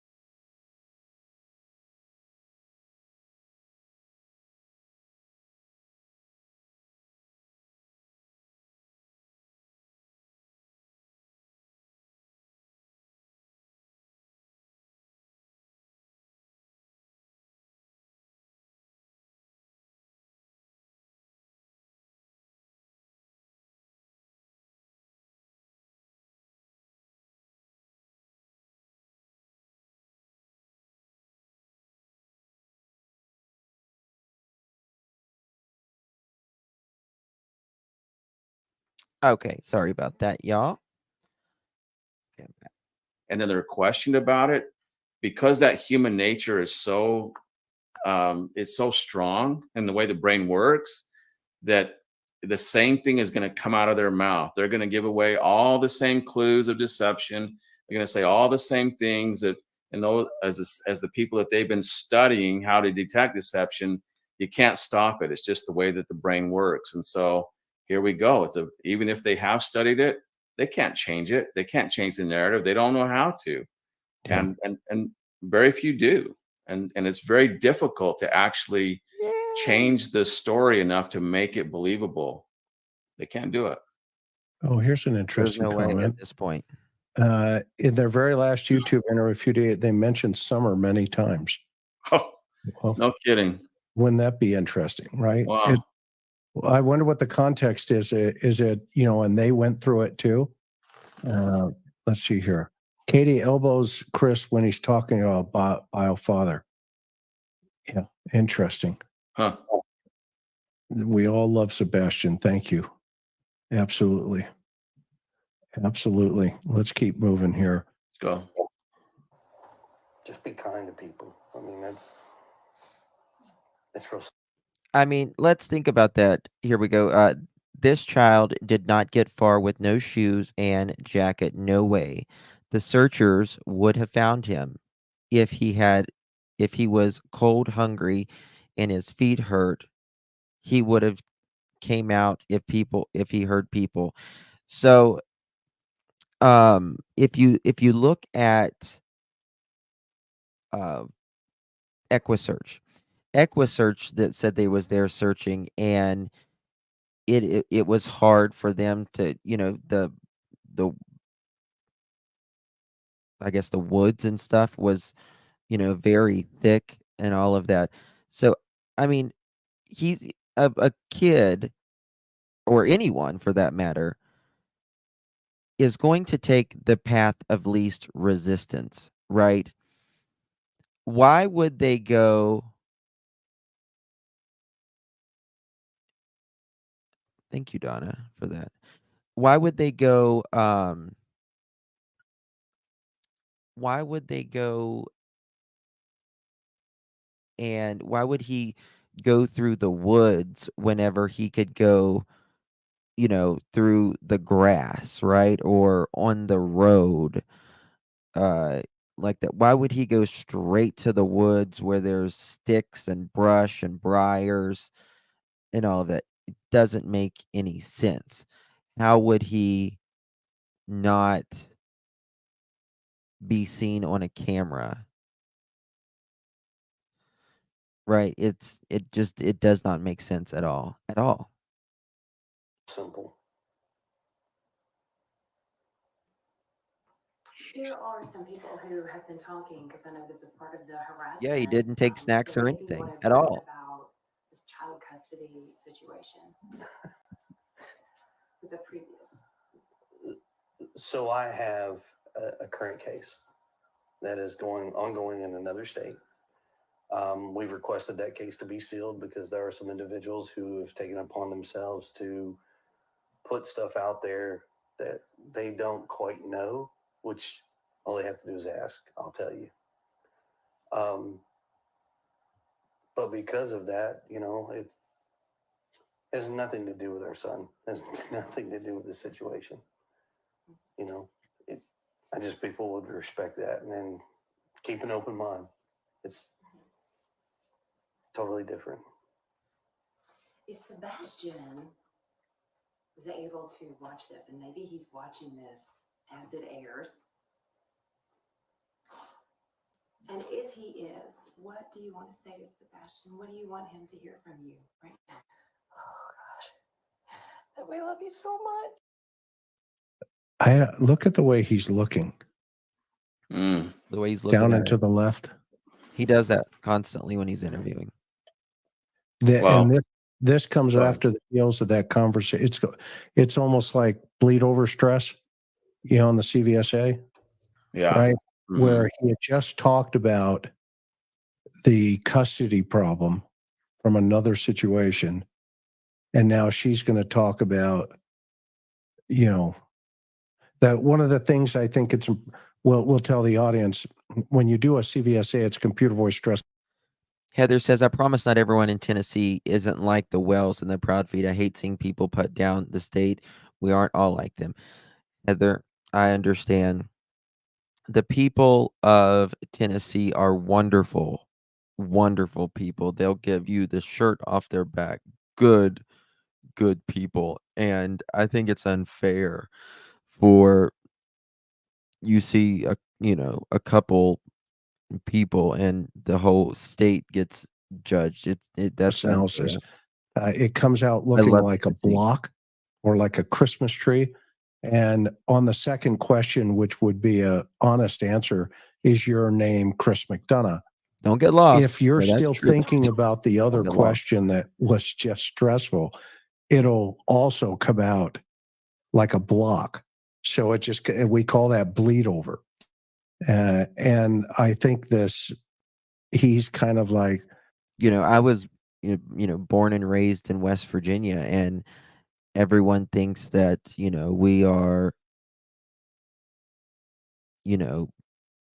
brain dead redneck hillbillies, you know what I mean? And it's, of course, it takes all kinds to make up the world, and these are my people, right? And I'm very proud of where I come from, and they're the nicest people you could ever meet. But you get on, you get on the news, and they pick the absolute dumbest person to represent your state or whatever. It's like, why do y'all do this, people? Like, why do y'all do this?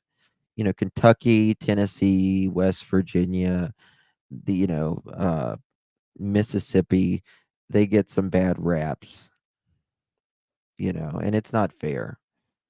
It's not fair because, I mean, these people worked extremely hard for the nation to even, supply energy for the entire I country. didn't like that question now that it's out there, and she's going to pick up on Sebastian here. Yeah. Chris, hold on though. There's something very important though. Yeah, I missed it. This is biological mom, and reporter just asked, what do you want to say to Sebastian? What do you want him to hear if he watches this? Now, remember when I referred back to what my wife would say when if something happened and she would say, my daughter is missing, my granddaughter is missing, my grandson, it would be she would take ownership. Well, listen to what she said. She didn't say to Sebastian, I love you. She included CP. She said, we love you. And what this is it's something that I don't expect to hear from biological mom. I want bio mom to say, honey, I love you, and come back and loving mom. And he's going to come home to loving mom. But she is aligning herself with CP, with her husband. He's the stepdad. And I'm not quite sure why she's doing that, but for whatever reason, she needs to associate herself with him. And it takes me all the way back to the phone call in the morning, right away, called my husband. And the night before, when she skipped over time, she goes, and a little while later, I wound up going to bed. Well, in that time, she had a 3-hour phone call with CP.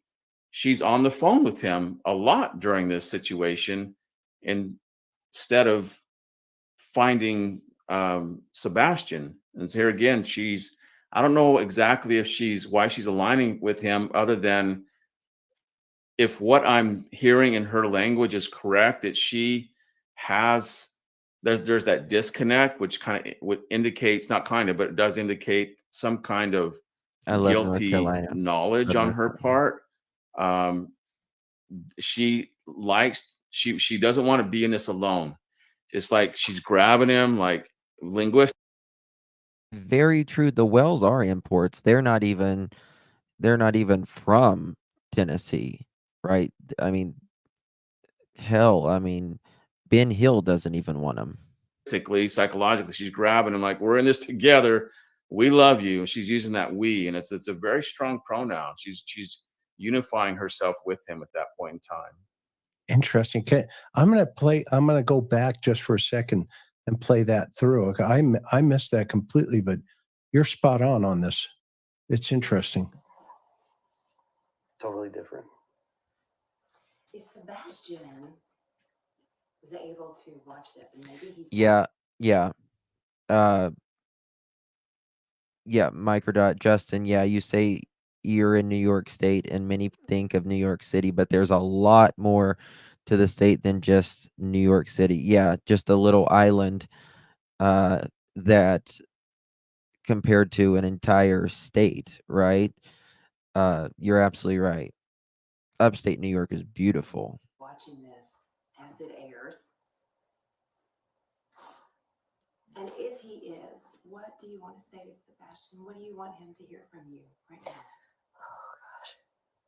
that we love you so much and we want you to come home and you're not in trouble.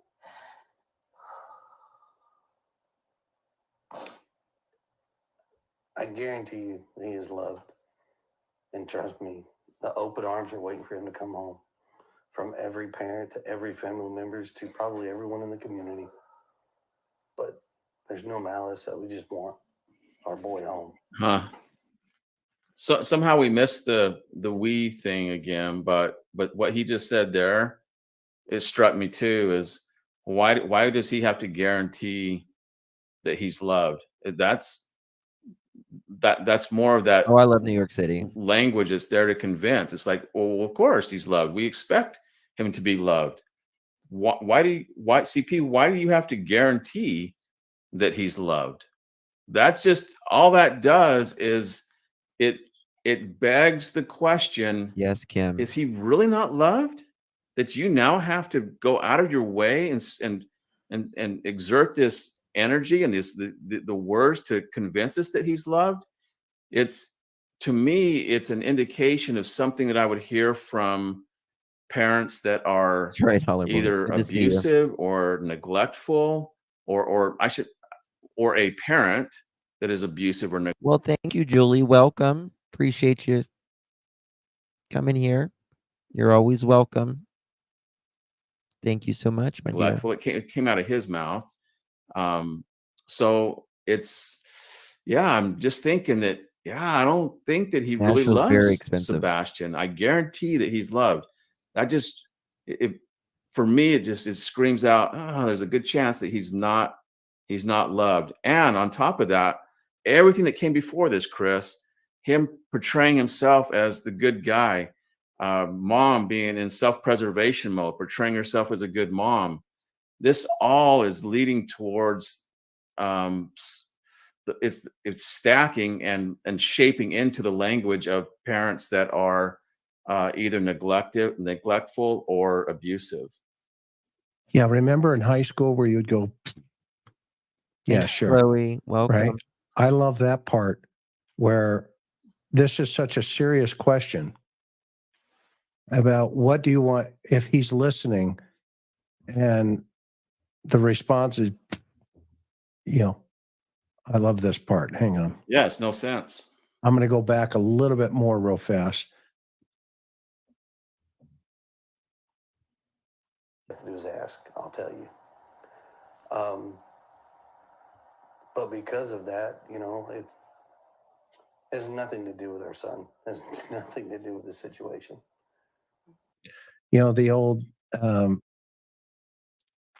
what was the movie where, so there's a chance then with, what's it saying, Dumb and Dumber? Oh, right. Yeah. What are the odds if we can go out? Right? 0. So there's a chance. I just people The with shoulder respect shrug. that and then keep an open mind. It's totally different.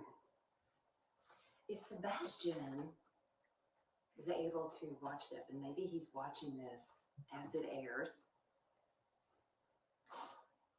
And if he is, what do you want to say to Sebastian? What do you want him to hear from you right now? Oh gosh, that we love you so much and we want you to come home and you're not in trouble.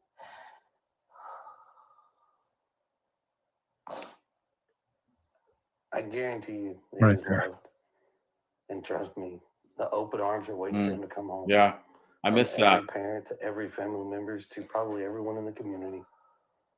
But there's no malice that we just want our boy. I mean, why such the qualification, Steve? I mean, love, malice, you're not in trouble. I mean, those are 3 negatives Yeah. to something he's asked about a positive. What do you want him to hear? Okay.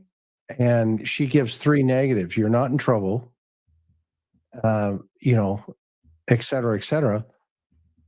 What's your take on that? Is that's what you were saying a couple That's minutes? exactly what I was saying. It's more indicative of abuse, abusing Sebastian in some way. and be thinking also in those terms. They brought up, I guess this is the second time now, Malice. and I Who uses malice towards a kid? Who does that? Spirit. Thank you, my love. I love it here, best host, best chat. Thank you for being me, Justin. Thank you, chat, for being amazing during chat. Aw, thank you, my love. That's so sweet. Thank you, sweeties, for 5 months. That is amazing. Thank you so much. You're not in trouble implies there was a big issue that night, in my opinion. I agree. Yeah. Who says that? Only only Professor Proudfoot, right, Wes? Right. can understand saying, "Hey, honey, you're not in trouble. Right. We just want you home." I get that, but when you have this in the context that with all these other things, it begs a different context, and it's more the language of abuse than it is of "we love you and we just want you to come home." Yes, truly. It's not that. It's not. We're not that. If that was the case, we'd hear it throughout in all their language, and we're not hearing it. What we're hearing is no. Yep. All these other things that are coming up, and for me, as I'm hearing the context of this, it's like, wait a minute, did he get in trouble? Did he do something he wasn't supposed to do? And there's some kind of malice, and there's was there some kind of abusive situation that went on? Which I could see that would be why Sebastian might run, why they might know, because in their head it's like they know he went out that door. Was he? Soldier girl, honey, we were meant to stand out. Come on, let's go. We'll go fishing. We were meant to stand out.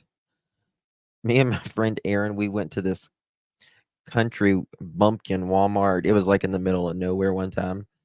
And we walked through the doors and the whole damn Walmart stopped. I swear to God, the whole Walmart stopped mid beep. Beep. And my friend Aaron's like, well, my God, what's going on? I was like, honey, we're painting the town red right now. But I don't know that Sebastian would go out that door on his own. So was there some kind of punishment? Was that part of the conversation the night before when she's on the phone with CP for the 3 hours? And because I know already that it's probably was not the normal day. She doesn't remember those. She can't articulate linguistically what happened during that normal day, all those things that you would remember, the last moments. She can't articulate those things. Why? Because she doesn't. They're the things that it's opposite of a loving situation, the opposite of a normal day. Instead, she's trying to convince that it was. And so I'm wondering now, was there some kind of that the CP tell her, hey, do this to quell the situation, make him behave. And I don't know. It's just pure speculation at my point on my part at this point. But that certainly could be a reason for Sebastian leaving. If there was something abusive going on there, and when I say abusive, I mean there's different levels of abuse, and for a child with autism, it might only take a minor incident of abuse that makes him think, hey, I'm not staying here. I'm to be afraid enough that he goes out the door despite. But I don't think in my mind, as I say that, I think, no, I don't think he would do that because he's afraid of the dark. He doesn't like being dirty. He's going out without his shoes. He's afraid of bugs.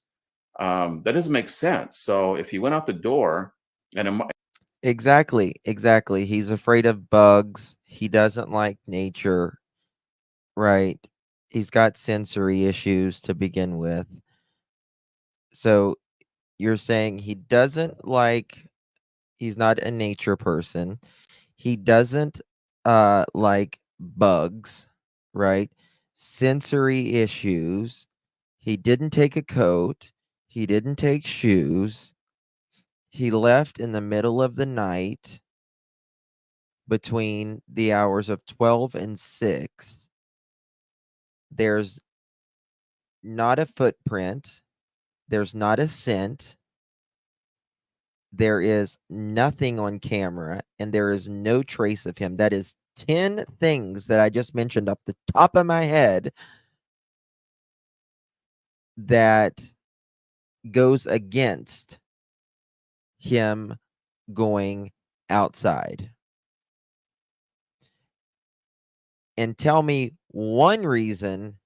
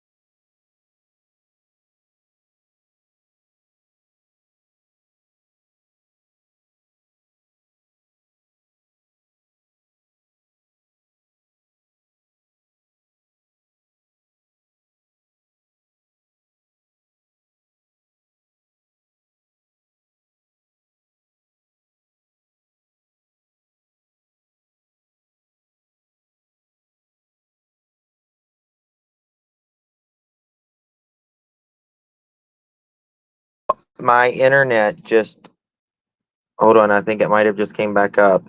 Let me make sure. 1 second.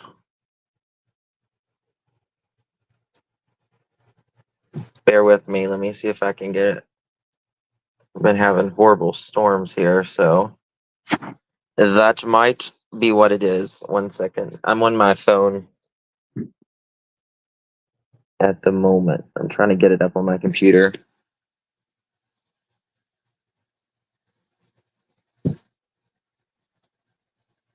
Yeah, I've got it on my phone right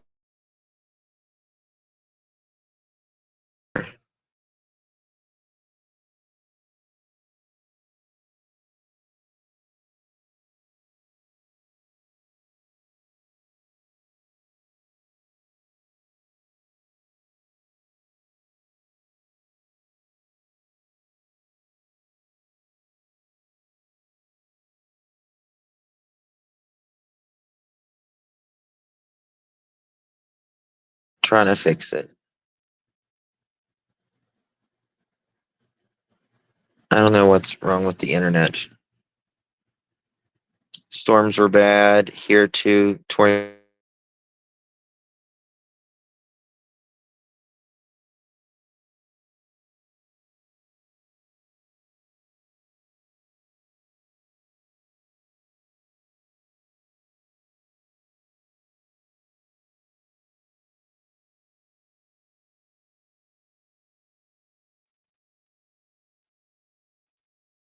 Okay. Hopefully it'll work now. Maybe. Bear with me 1 second.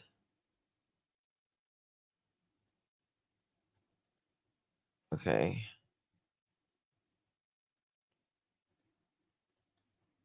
Okay.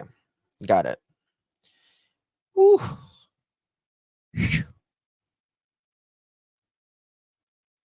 Sounds good. And I'm pretty certain it happened at night, not in the morning. It was night. When Yes, she's the saying he told pearls. me he loved me, that's probably the time that he went out that door. Whether she put him out the door to make him learn a lesson or what, I'm not quite sure. But Thank you so much, Heidi, for that. I appreciate it. Thank you, lovely. Thank you, love you long time. Can you imagine what Steve would be saying had he seen all the other interviews? And that's the thing, like, I'm back with snacks. Yeah. So, I really wanted him to see the one with Olivia because I think that one tells a lot. And also the one with Nancy Grace whenever he starts talking about, or when Katie starts talking about the thud. Tomorrow, we're going to go back to our masterclass on, and the deep dive on what they said in every interview, because I'm creating the things of what they said in this interview, what they said in this interview, what they said in this interview, and then I'm going to do a video and a spreadsheet, and I'm putting it into a program. So we're going to be doing that tomorrow. it's shaping up to be in something like that. That's kind of what the language is I love saying. cashews. Well, I mean, how many times in patrol would you roll up on a call like this and a 15-year-old runaway, right?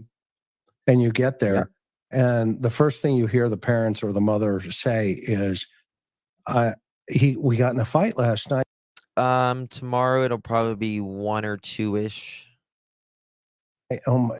Because I have to work in the morning, so it'll be 1 or 2. And he's gone. I don't know what did I do something, and you hear this self-loathing guilt and blame that the child left the house, and in this case, that's not what's happening here. She's now reiterating, as a final or a really important statement. She's given the opportunity.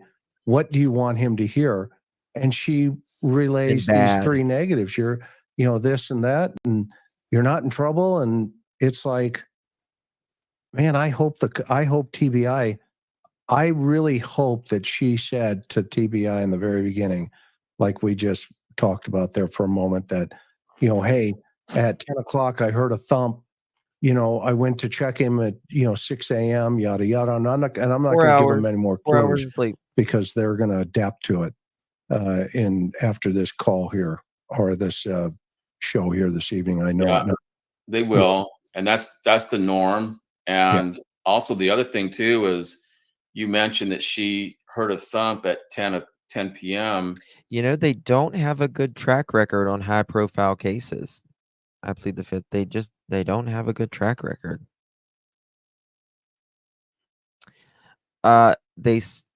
Chris and Katie said that it couldn't have been a different door because the door would have been closer to Katie and Chris's room, really. But they said it couldn't have been a different door. They were loud, or the other doors were loud, or they were locked It's a certain way. interesting because it's very, very common for a guilty mind to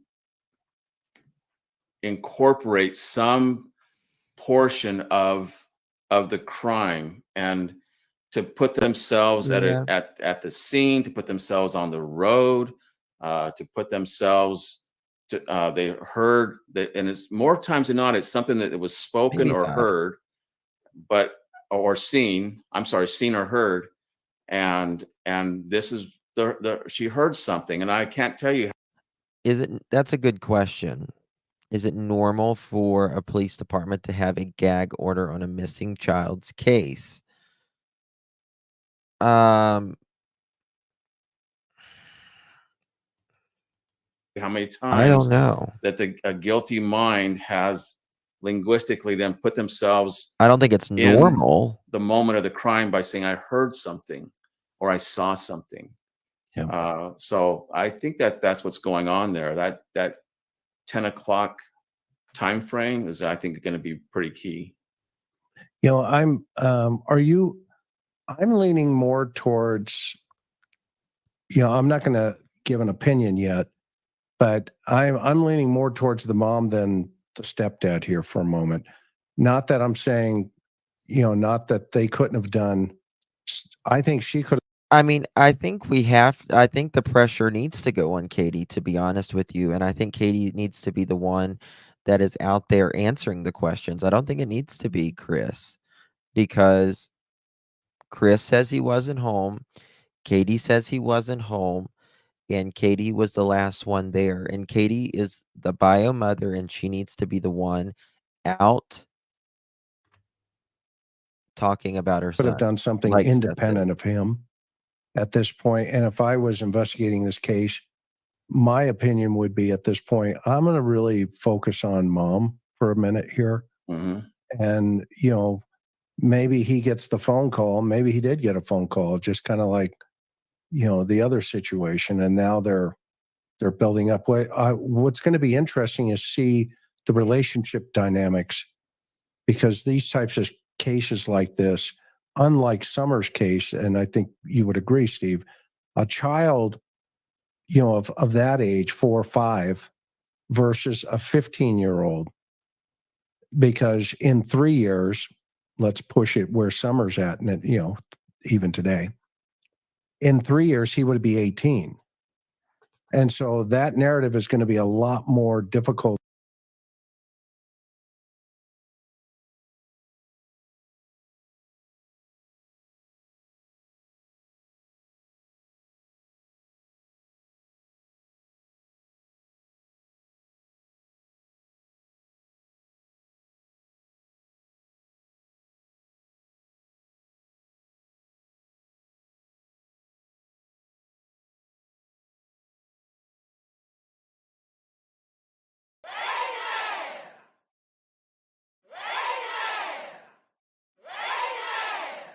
He needs some milk. To control, because he's going to show up I was muted.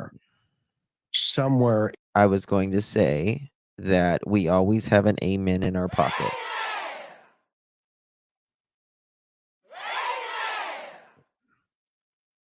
He needs some milk. Amen. In the environment, social, whatever. Because once he hits 18, That's the right. law says you're an adult. So they only have 3 years to Only one play today. a game if they're going to play a game. Yeah. And they need to be thinking about that, because that's going to determine how much pressure is going to be on the two of them for the next 3 years in terms of their relationship. If they split, I'd go right to Chris and say, let's talk. Let's talk. Yeah, Yep, that would be the good best deal. thing for this Good case, deal. actually. But I agree with Yes. you that. What do and y'all think about that? What do y'all think about that? What if Katie and Chris split? What if they split?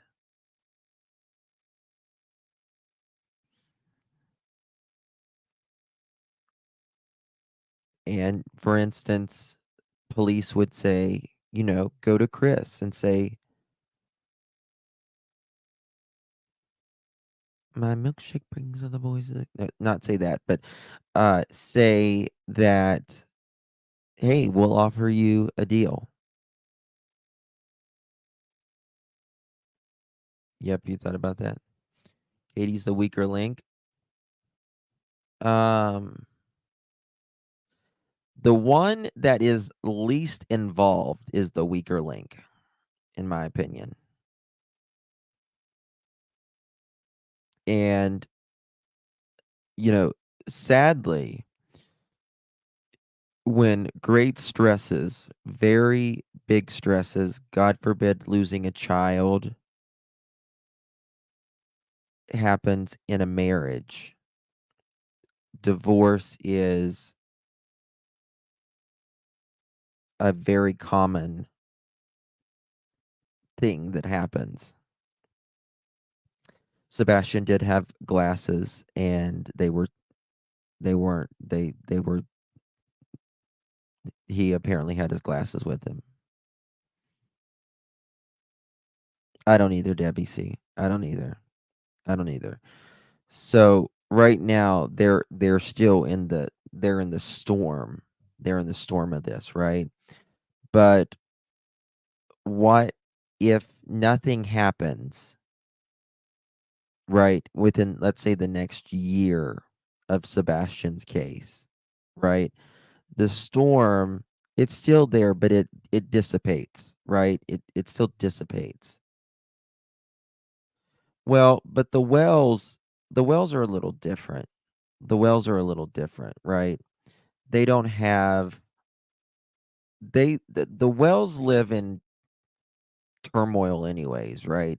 They live in a very addicted state, on top of a hill. They don't pay rent, they don't have mortgages, they don't have the stresses that, theirs is. They get paid on Friday. Don, after he cashes his check, he goes and buys, 3/4 of his paycheck on his blow, uh, $20 for a hooker, and then that's it, right? And then Candace screams at him the rest of the night and the rest of the week. And Candace gets $20 for the week, and that's it.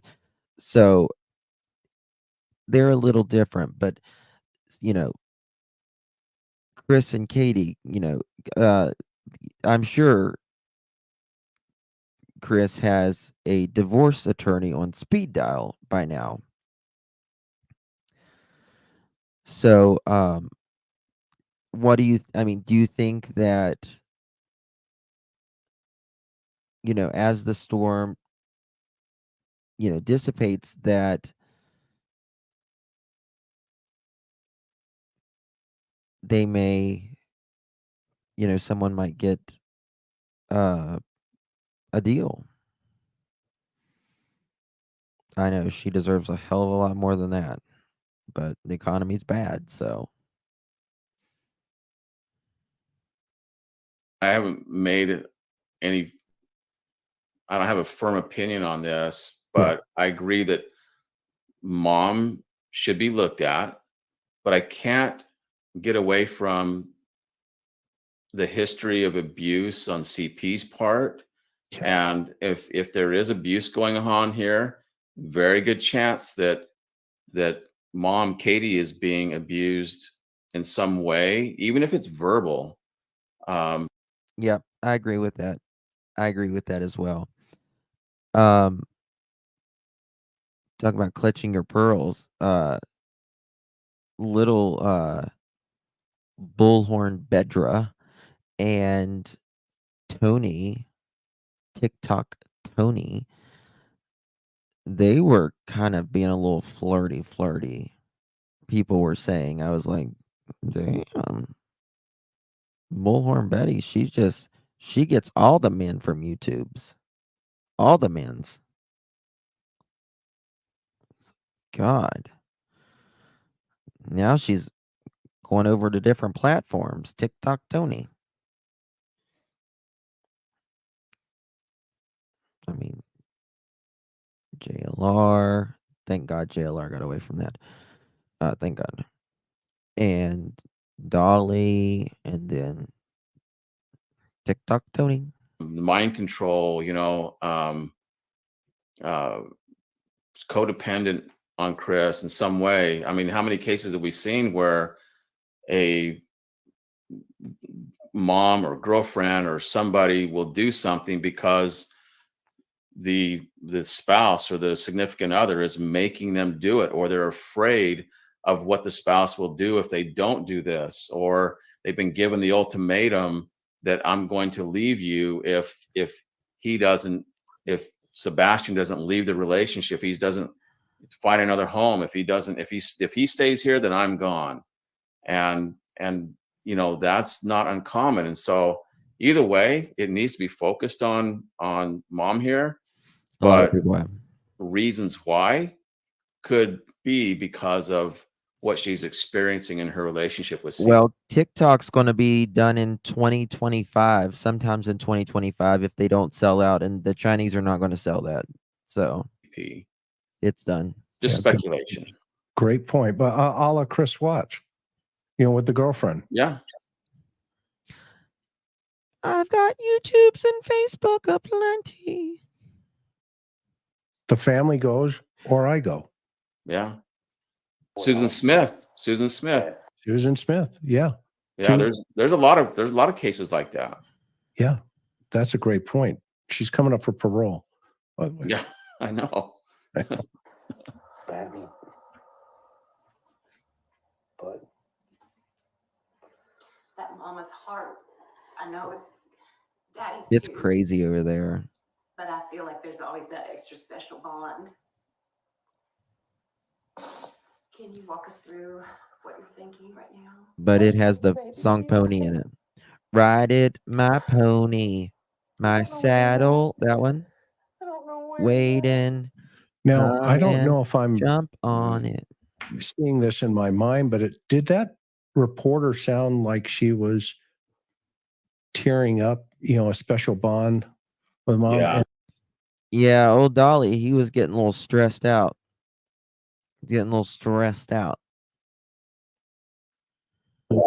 And is that going to be an emotional mirroring, that Katie's going to pick up on here? Well, it could be. I mean, there's definitely cannot take that off the table, and that certainly is. It kind of depends on Katie's personality. Is she one that tears up easily? Does she, when she feels emotion, does she tear up? I mean, I know people that don't tear up to save their life, never. But yet can be very express emotion, but you don't see it in them. So it could be. It kind of just depends on her personality there. But along those lines and what she just said, interesting that why did she choose the word out of all the things that she could have said at that point in time? I don't know where he Dolly's is. videos haven't I don't know been where he deleted. is, and she Dolly's videos haven't been deleted. Nope, they're still up. repeated it. I don't know where he is. I don't think you lose Sid. I have a couple other cases They're that still I up. often profile in my classes where that same verbiage was used, and one in particular by a fiance, a guy that killed his fiance. She was pregnant with his baby, and he was asked in a press conference, describe your last moments with your fiance, and he paused for a long period of time, and he said, I don't know where she is. Just like, it's like the telltale. Hold on, I want to show y'all this. I haven't showed this yet. I don't think I've shown this yet. I'm pretty sure I haven't shown this yet.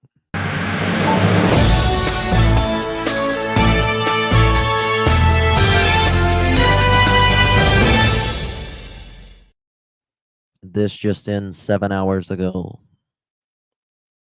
For 3 months, flyers and posters have been plastered around Sumner County to find 15-year-old Sebastian Rogers. Welcome to News 2 at 5. I'm Haley Wilkes. Bob Mueller has the day off. He was reported missing from his family's home on February 26th. And since then, there have been search parties, prayer vigils, and an open investigation. Sebastian's Dolly's not going to stop talking about this case. biological father is talking He with just News needs a 2's break. Caitlin He ain't going to Quisenberry stop. about how he's approaching every day with positivity. Caitlin. Seth Rogers, I don't Sebastian's think he does. biological father, says every day is a day Sebastian You think he was sent like a cease and desist or something? could turn up. He tells me he has kept Sebastian enrolled at Beach High School since February and will be re-enrolling him again in the fall as he hopes to have his son back by then. Take a look at this video Seth shared with us. In this video, you can see a young Sebastian Rogers playing at a park, I showed that something earlier. Seth says they would do often on a day like today. As families all over the country spend time together at the park or on the lake this Memorial Day, Seth is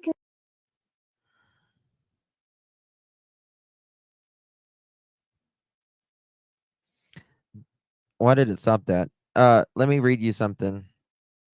Dolly said, I think a lot of people took my post wrong. Yes, I'm stepping away from covering the case, but no, I'm not. Stop the search for this young man. I have big plans. I didn't give up on the boy. I'm just not covering the circus. When there is real news to talk about, I will, is what he says.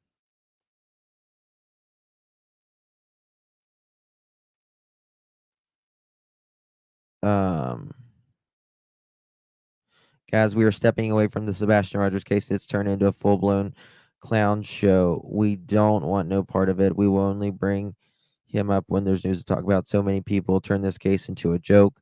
I have removed almost all videos dealing with Sebastian. The rest will come tonight. He will release.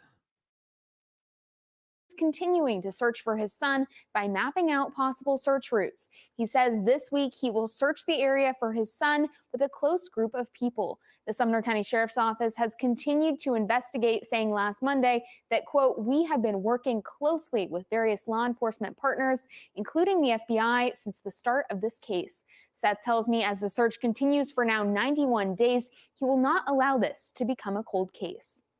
When people stop looking, when people lose faith, it becomes a cold case. And I'm not going to lose faith. I think everybody is helping keep the faith, keep the prayer strong. God's protecting him right now, and he'll bring him home. I agree. We just have to look in the right places. As investigations I and agree. searches continue, community members have made sure to keep Sebastian's name in the public eye through prayer vigils and a motorcycle ride in his honor. Seth says if you want to help, you can do so by handing out flyers and keeping Sebastian's name visible. If you have any information regarding Sebastian's whereabouts, you can call the TBI or the Sumner County Sheriff's Office. Those numbers are listed on our website at WKRN.com. Haley. Jessie grew up alongside her older brother, Brandon. I wonder what happened to Jaden, his helper. Who's Jaden?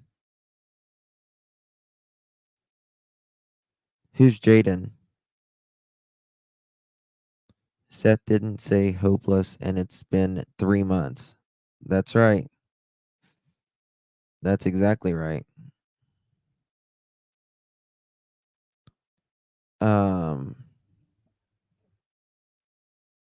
If Sebastian is okay, he has to be with someone.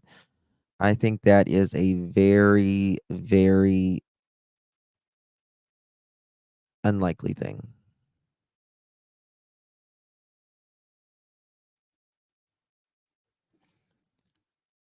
I've been learning to twerk for the past 15 years. I'll get it one day. I couldn't tell you.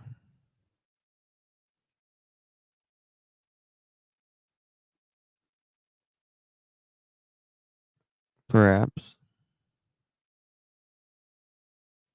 Oh, Seth's friend? I don't know. Oh, Seth's friend. What? maybe CP was threatening to sue him like more. I don't know. I wonder if Dolly has been told something.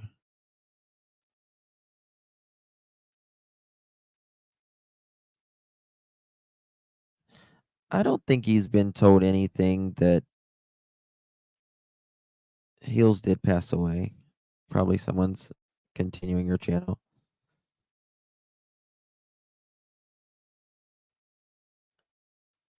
Yeah. There are only really two choices. One, safe with the family. Two, don't want to think it. Yeah. And the urban cowboy.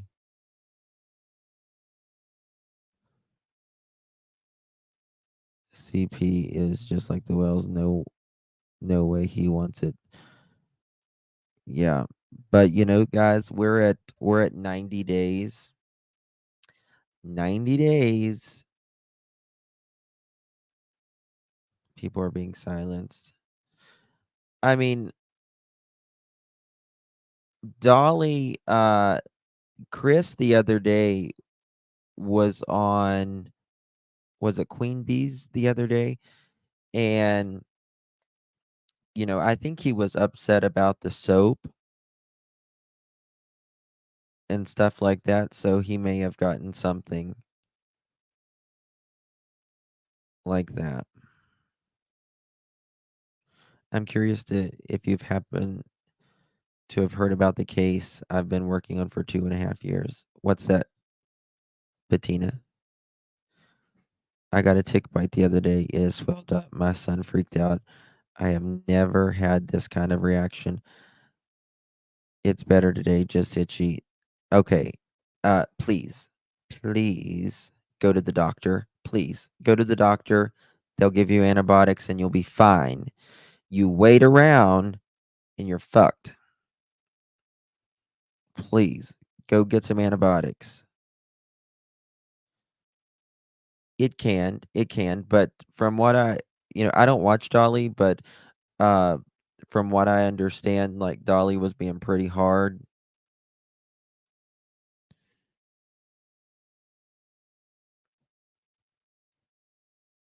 Tony and Seth now, Betty and T-Rex.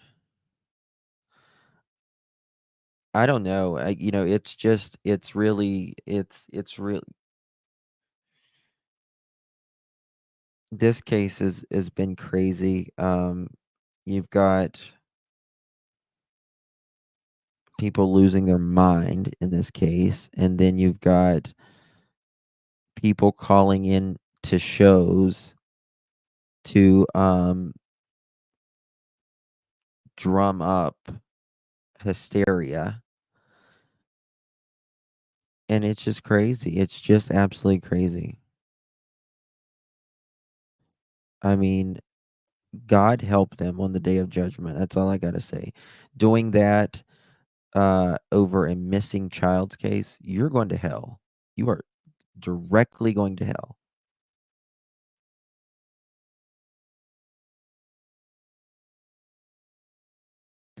Dolly said he got permission from Katy Perry to use her name. Katy Perry to use her name? I'm not sure Katy Perry would. She probably wants a cut. Queens on her over.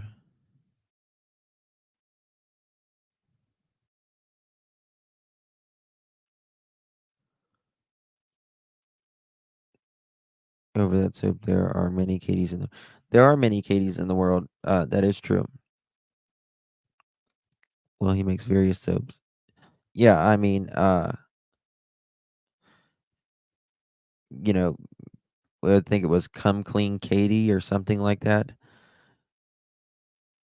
I mean, if he would have put, like, for instance, Come Clean Katie Proudfoot, that's a different story. Make sure, you need to get an antibiotic. You really need to get an antibiotic. I don't, what area? You don't got to say what states you're in, but what area in the United States are you? That'll really tell me a lot. Katie, come clean soap. Okay.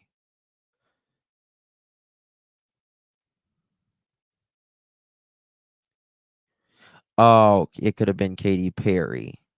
He didn't actually mean Katy Perry. Okay. There is only one. There's only one created that I find despicable. I mean, I try to get along with everybody. You know what I mean? Even if I don't agree with them, I just don't. I don't bother anybody. You know. He's knocking on. There is no case here against Ali. It's just scare tactics. Yeah, I'll thank you, Valentine. I mean, you know, it could be scare tactics, but also, you know, it's attorneys are expensive. Well, I mean, if you know, people call me what they want to call me. Go for it, whatever. But I know what I'm here for, and that's why, like, honestly, if we're actually here for the kids, why are we worried about why are we so worried about what other channels do? Right? Do your thing or scroll. Simple.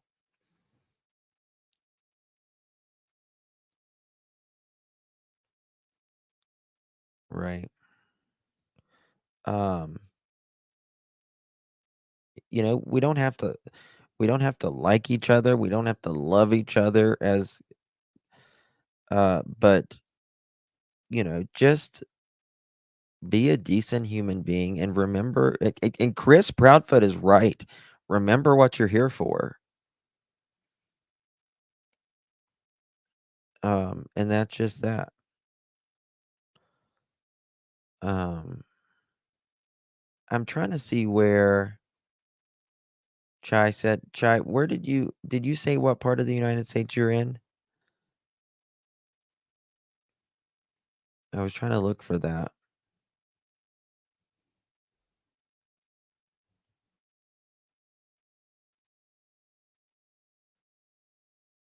Thank you, Marlena. Thank you, my dear. Um, well, it's like, I mean, listen, as creators, every single one of us, and if they say this, they don't care, then they're freaking lying. We all want as many people to watch us as possible. Every one of us does. Um, but you don't lie to get those views, right? You don't lie. Um, I don't like some people get really, really clickbaity and it's a little desperate, if you ask me. I mean, you want people interested in your video on your covers and stuff, but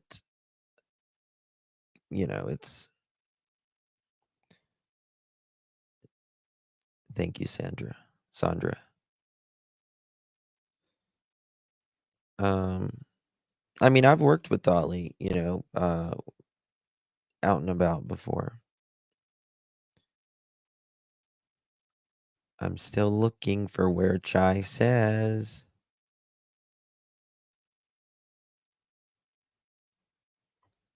Chai, did you say what part of the United States you live in? Am I missing it? Am I missing it?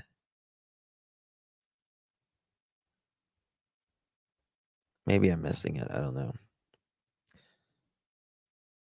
Well, this neighbor I have upset. I mean, when we have as YouTubers, it is a very big learning curve for all of us. Whenever we start and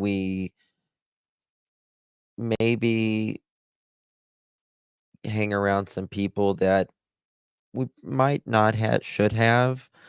And maybe we've done some things that maybe we shouldn't have, right? Um, but I think after, a year or two, you should have that stuff ironed out pretty good.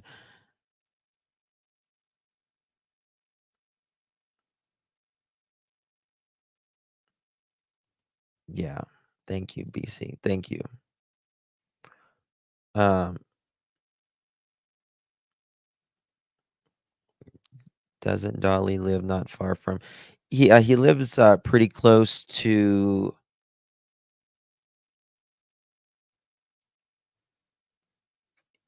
Katie's mother. I've been trying to build a YouTube channel, but I'm too nervous to branch out. Well, I mean, you just have to put yourself out there. You just have to put yourself out there. And, you know, as if you go live, you're going to be criticized a lot more. And you're out there. If you make just videos, you won't grow as fast, but the criticism is not near as bad. So if you're okay with people criticizing you for everything, you gotta have a tough skin. You gotta have tough skin. Um, back when you were buddies with Bowler and Betty and Dolly, I unsubbed, but now, thank you, Osmond. Yeah, I mean, I was with JLR and myself, and Olivia was with some people that probably wasn't the best for our personality type. And I don't have any hate or anything toward them, but they probably weren't the best for our personality. And all of us got away from that, and all of us grew once we got away from that. So,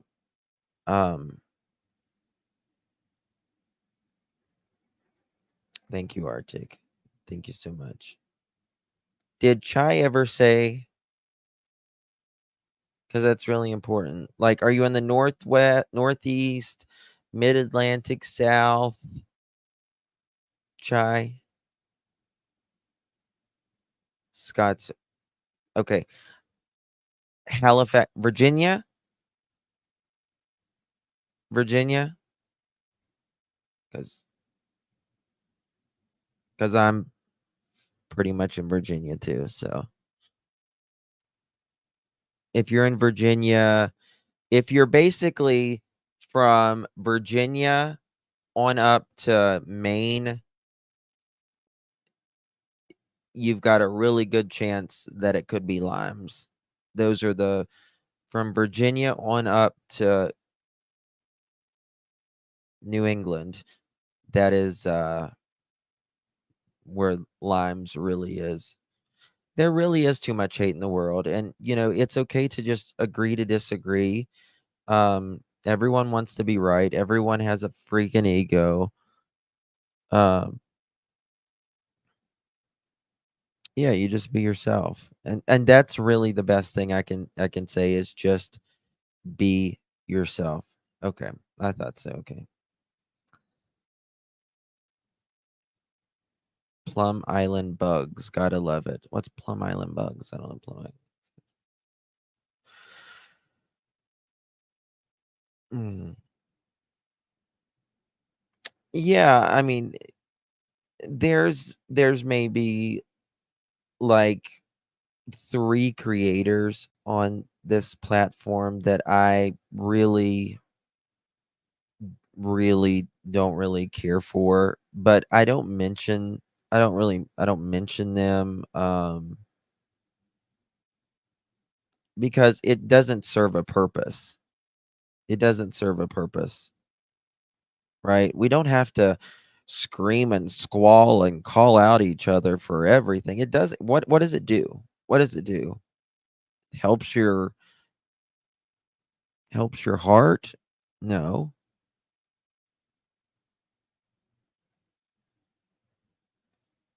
The source of Lyme disease. Oh.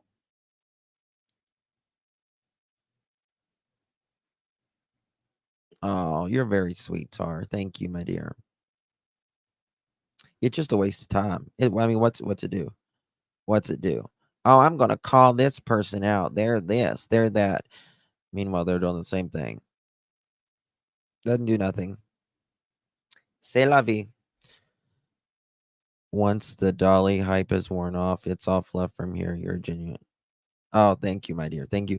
Guys, I will probably be on Justin for All. Well, same SL. Same. That was one of the three. I'll just say that.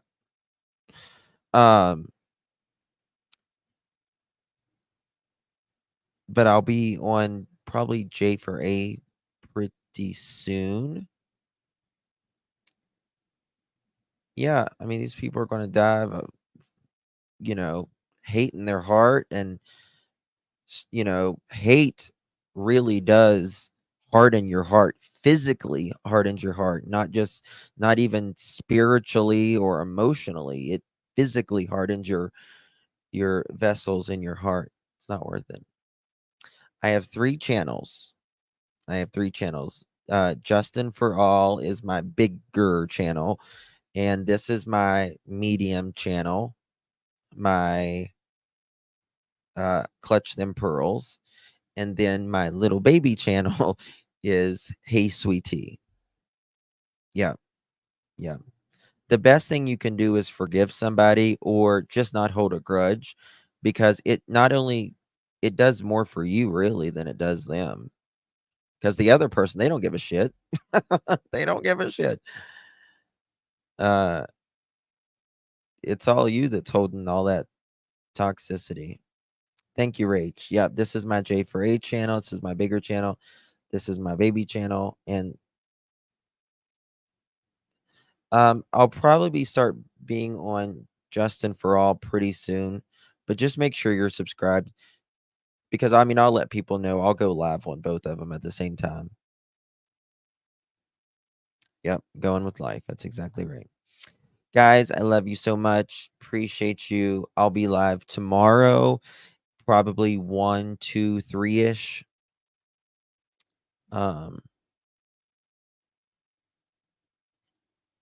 That's right. Yeah. I know you are, Tarbug. Thank you, my dear. All right, guys. Love you. I'll see you guys tomorrow. Get some rest. Take good care of yourself. Kiss your loved ones. Give them hugs. Time is precious. Good night. God bless.